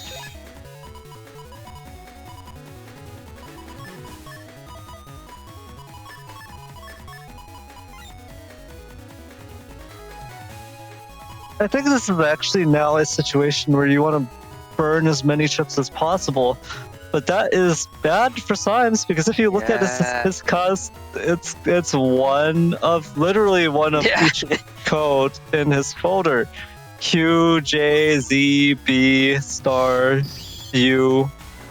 It's literally one of everything, and that's gonna be bad because that means HonorNite is likely to draw the Kernel Force before him. Yeah, this is actually really bad for Symes. He only has costing 6 and is struggling with these codes as well. So it's both factors lining up, making it pretty unfortunate.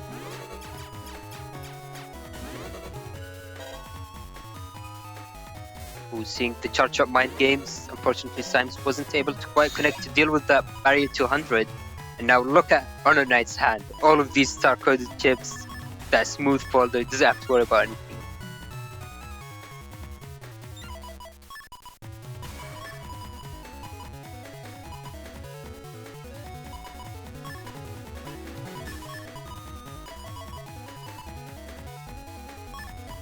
HonorNite, looking at these area grabs, was considering going into Slash Cross, which is definitely interesting. However, he only has one net area grab. So if he uses one area grab, he'll be back to neutral, then he'll need another one, which does seem risky, and he decided to go against.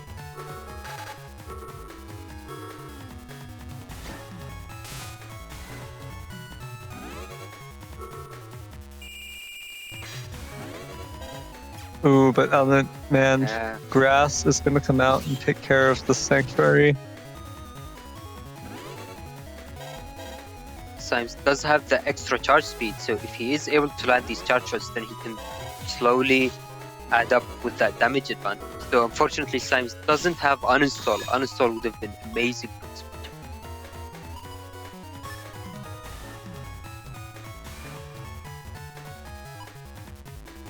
Speaking of amazing, yeah. Splashman SP looking very juicy though. Yep. If Symes is able to connect us, this will even up the HP significantly. But it looks like Judgeman will connect for HonorNite. Oh no! Oh! HonorNite going for the greedy play, going with Gandelsol out of Judgeman, but Symes was able to buffer movement, which allowed him to just barely avoid that from connecting. Oh no, and that TFC chain, if only Symes had known, if he used it before, then he would have been 500 damage in. That would have evened things out very nicely for Symes.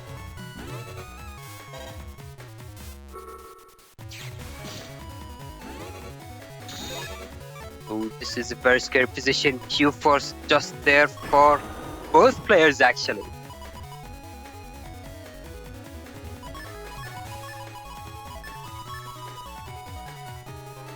Yeah.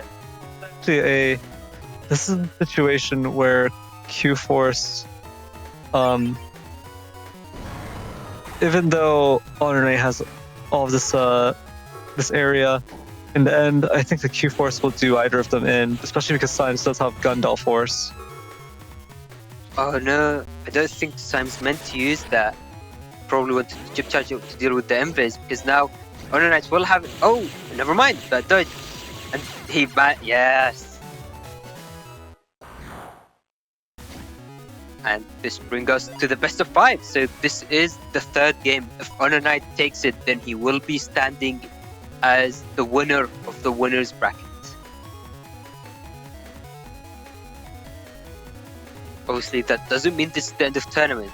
There is still the win harder bracket next week, which competitors will be fighting through to reach the end, to reach that grand finals, potentially take the upset. Yeah, and Symes, even though Symes will be knocked out of the winner's bracket if he loses this one, at the very least, he will be waiting at the very end of the win harder bracket.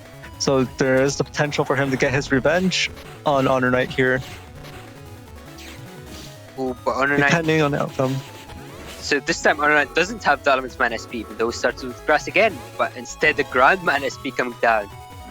Let's see if Symes is able to connect with his own Blastman SP on that Grass panel. Oh no, this anti-Navi, okay. Ooh, very close.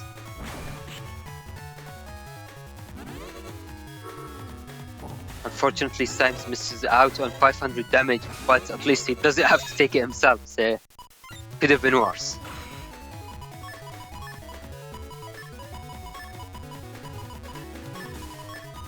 Ooh, both players going into Slash, but HonorNite having way more area grabs and that wind drag to deal with the life aura.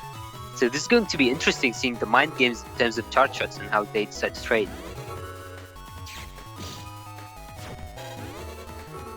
There it goes.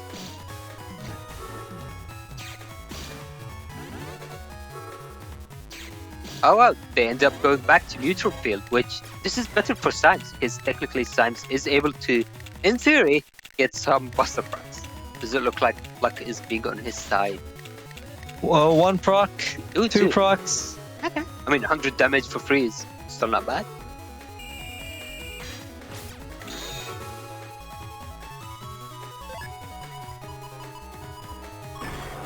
Oh no, but Q for Gandel Force is already in hand, and HonorNite already knows about Life Aura. Life Aura is gone, so he doesn't have to worry about it.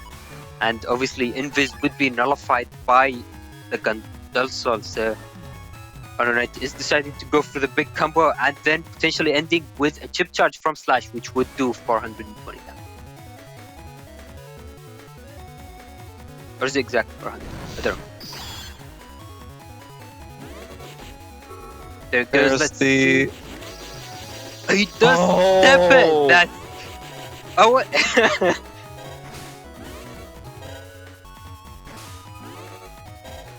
So for a split second, what you might have noticed there is HonorNite was on Symes' field, but then he stepped back, and there is a known bug with Gandalf's Soul Beast Jump.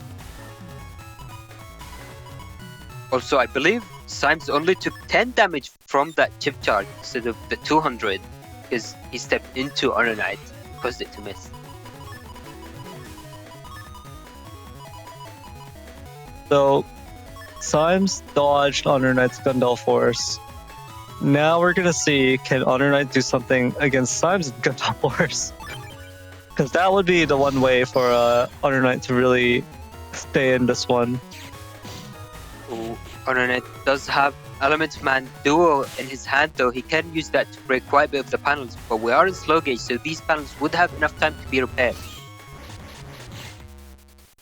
And instead he decides to go for the damage, then depend on his anti-damage and Invis. So might be seeing another Q4 stage depending on how HonorNite plays this. Ooh, but that wasn't an anti-damage. Oh, wait, what? Oh. Did I? Oh. Wasn't? I don't know, I might have been seeing things, but I think Q4 should have removed the anti-damage before the Invis landed. Did you see the particles showing up? I don't know. Might need a clip for that one. Yeah, that buffered quite strangely. Yeah.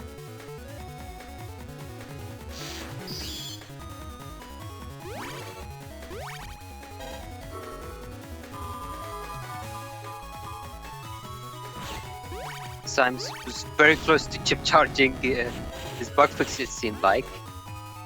But instead he is trading on chip charges. They are at about the same HP.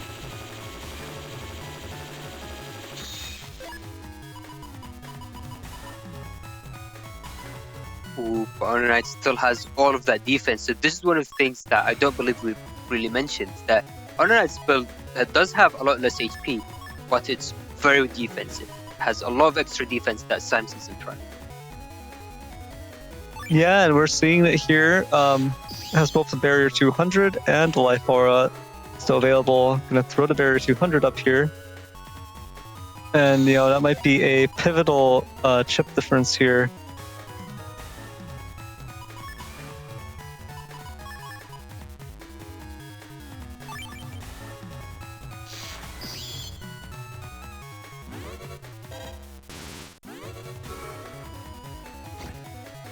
Ooh, but there's life aura right after it.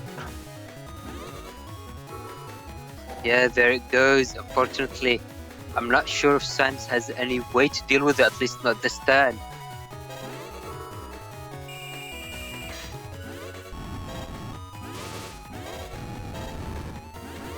Oh no, walking into it again.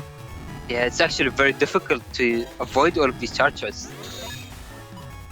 Oh no, Symes does have no answers to it. That was his only ad, so he needs to live out through 3 turns of slow gauge life aura.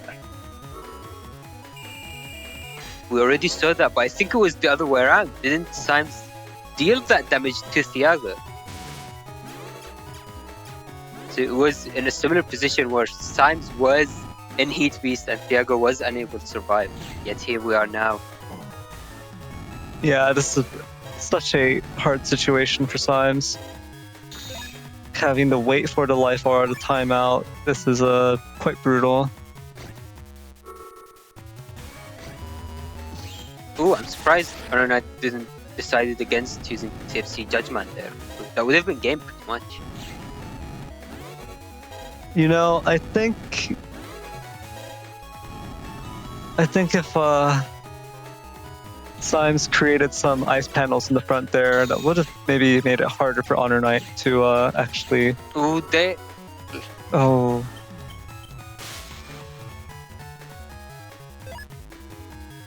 But yeah, now Symes doesn't really have too many options. He just needs to go into it. If HonorNite goes into Beast Over, that would actually be a pretty big misplay. That would, in theory, give Symes the chance to come back. Because Would it really though? Because even after Beast Over, the 446 HP, I feel like it'll take too long for it to drain down to 1. So I feel like that would still give HonorNite the chance to win even after that. oh, well, I guess it didn't come to that anyway. That finished up the match. Yeah, that decided it. Well played to HonorNite and Symes. This does mean that Symes will be heading down to the win harder bracket with the rest of us peasants. And we'll see who manages to crawl out of the crab bucket.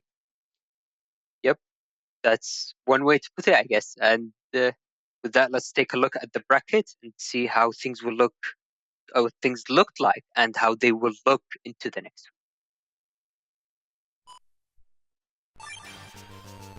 So as you can see on the screen, this is how the winner's side looks like. HonorNite was able to fight his way through very difficult matchups, very close ones in fact, and then made it all the way until the end, which will bring him into the winner's side. So now he is going to be waiting for the competition. As you can see on the screen now, this is the loser's bracket or the win harder bracket, which will be where we are picking up from next week. So players will be fighting their way through. We'll see who's going to reach that end with the still best of 5 into the grand finals. But unfortunately, that was the end of today's stream. It was very exciting with a lot of action happening. So all things come to an end, though a temporary end until next week. That being said, before ending the stream, I do want to give a quick shout out to all of the donations that we've received through Ko-Fi since the last stream.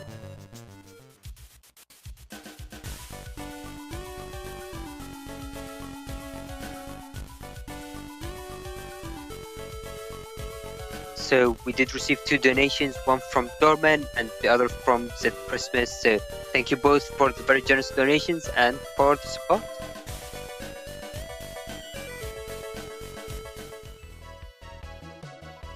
And that will bring us into the end of today's stream.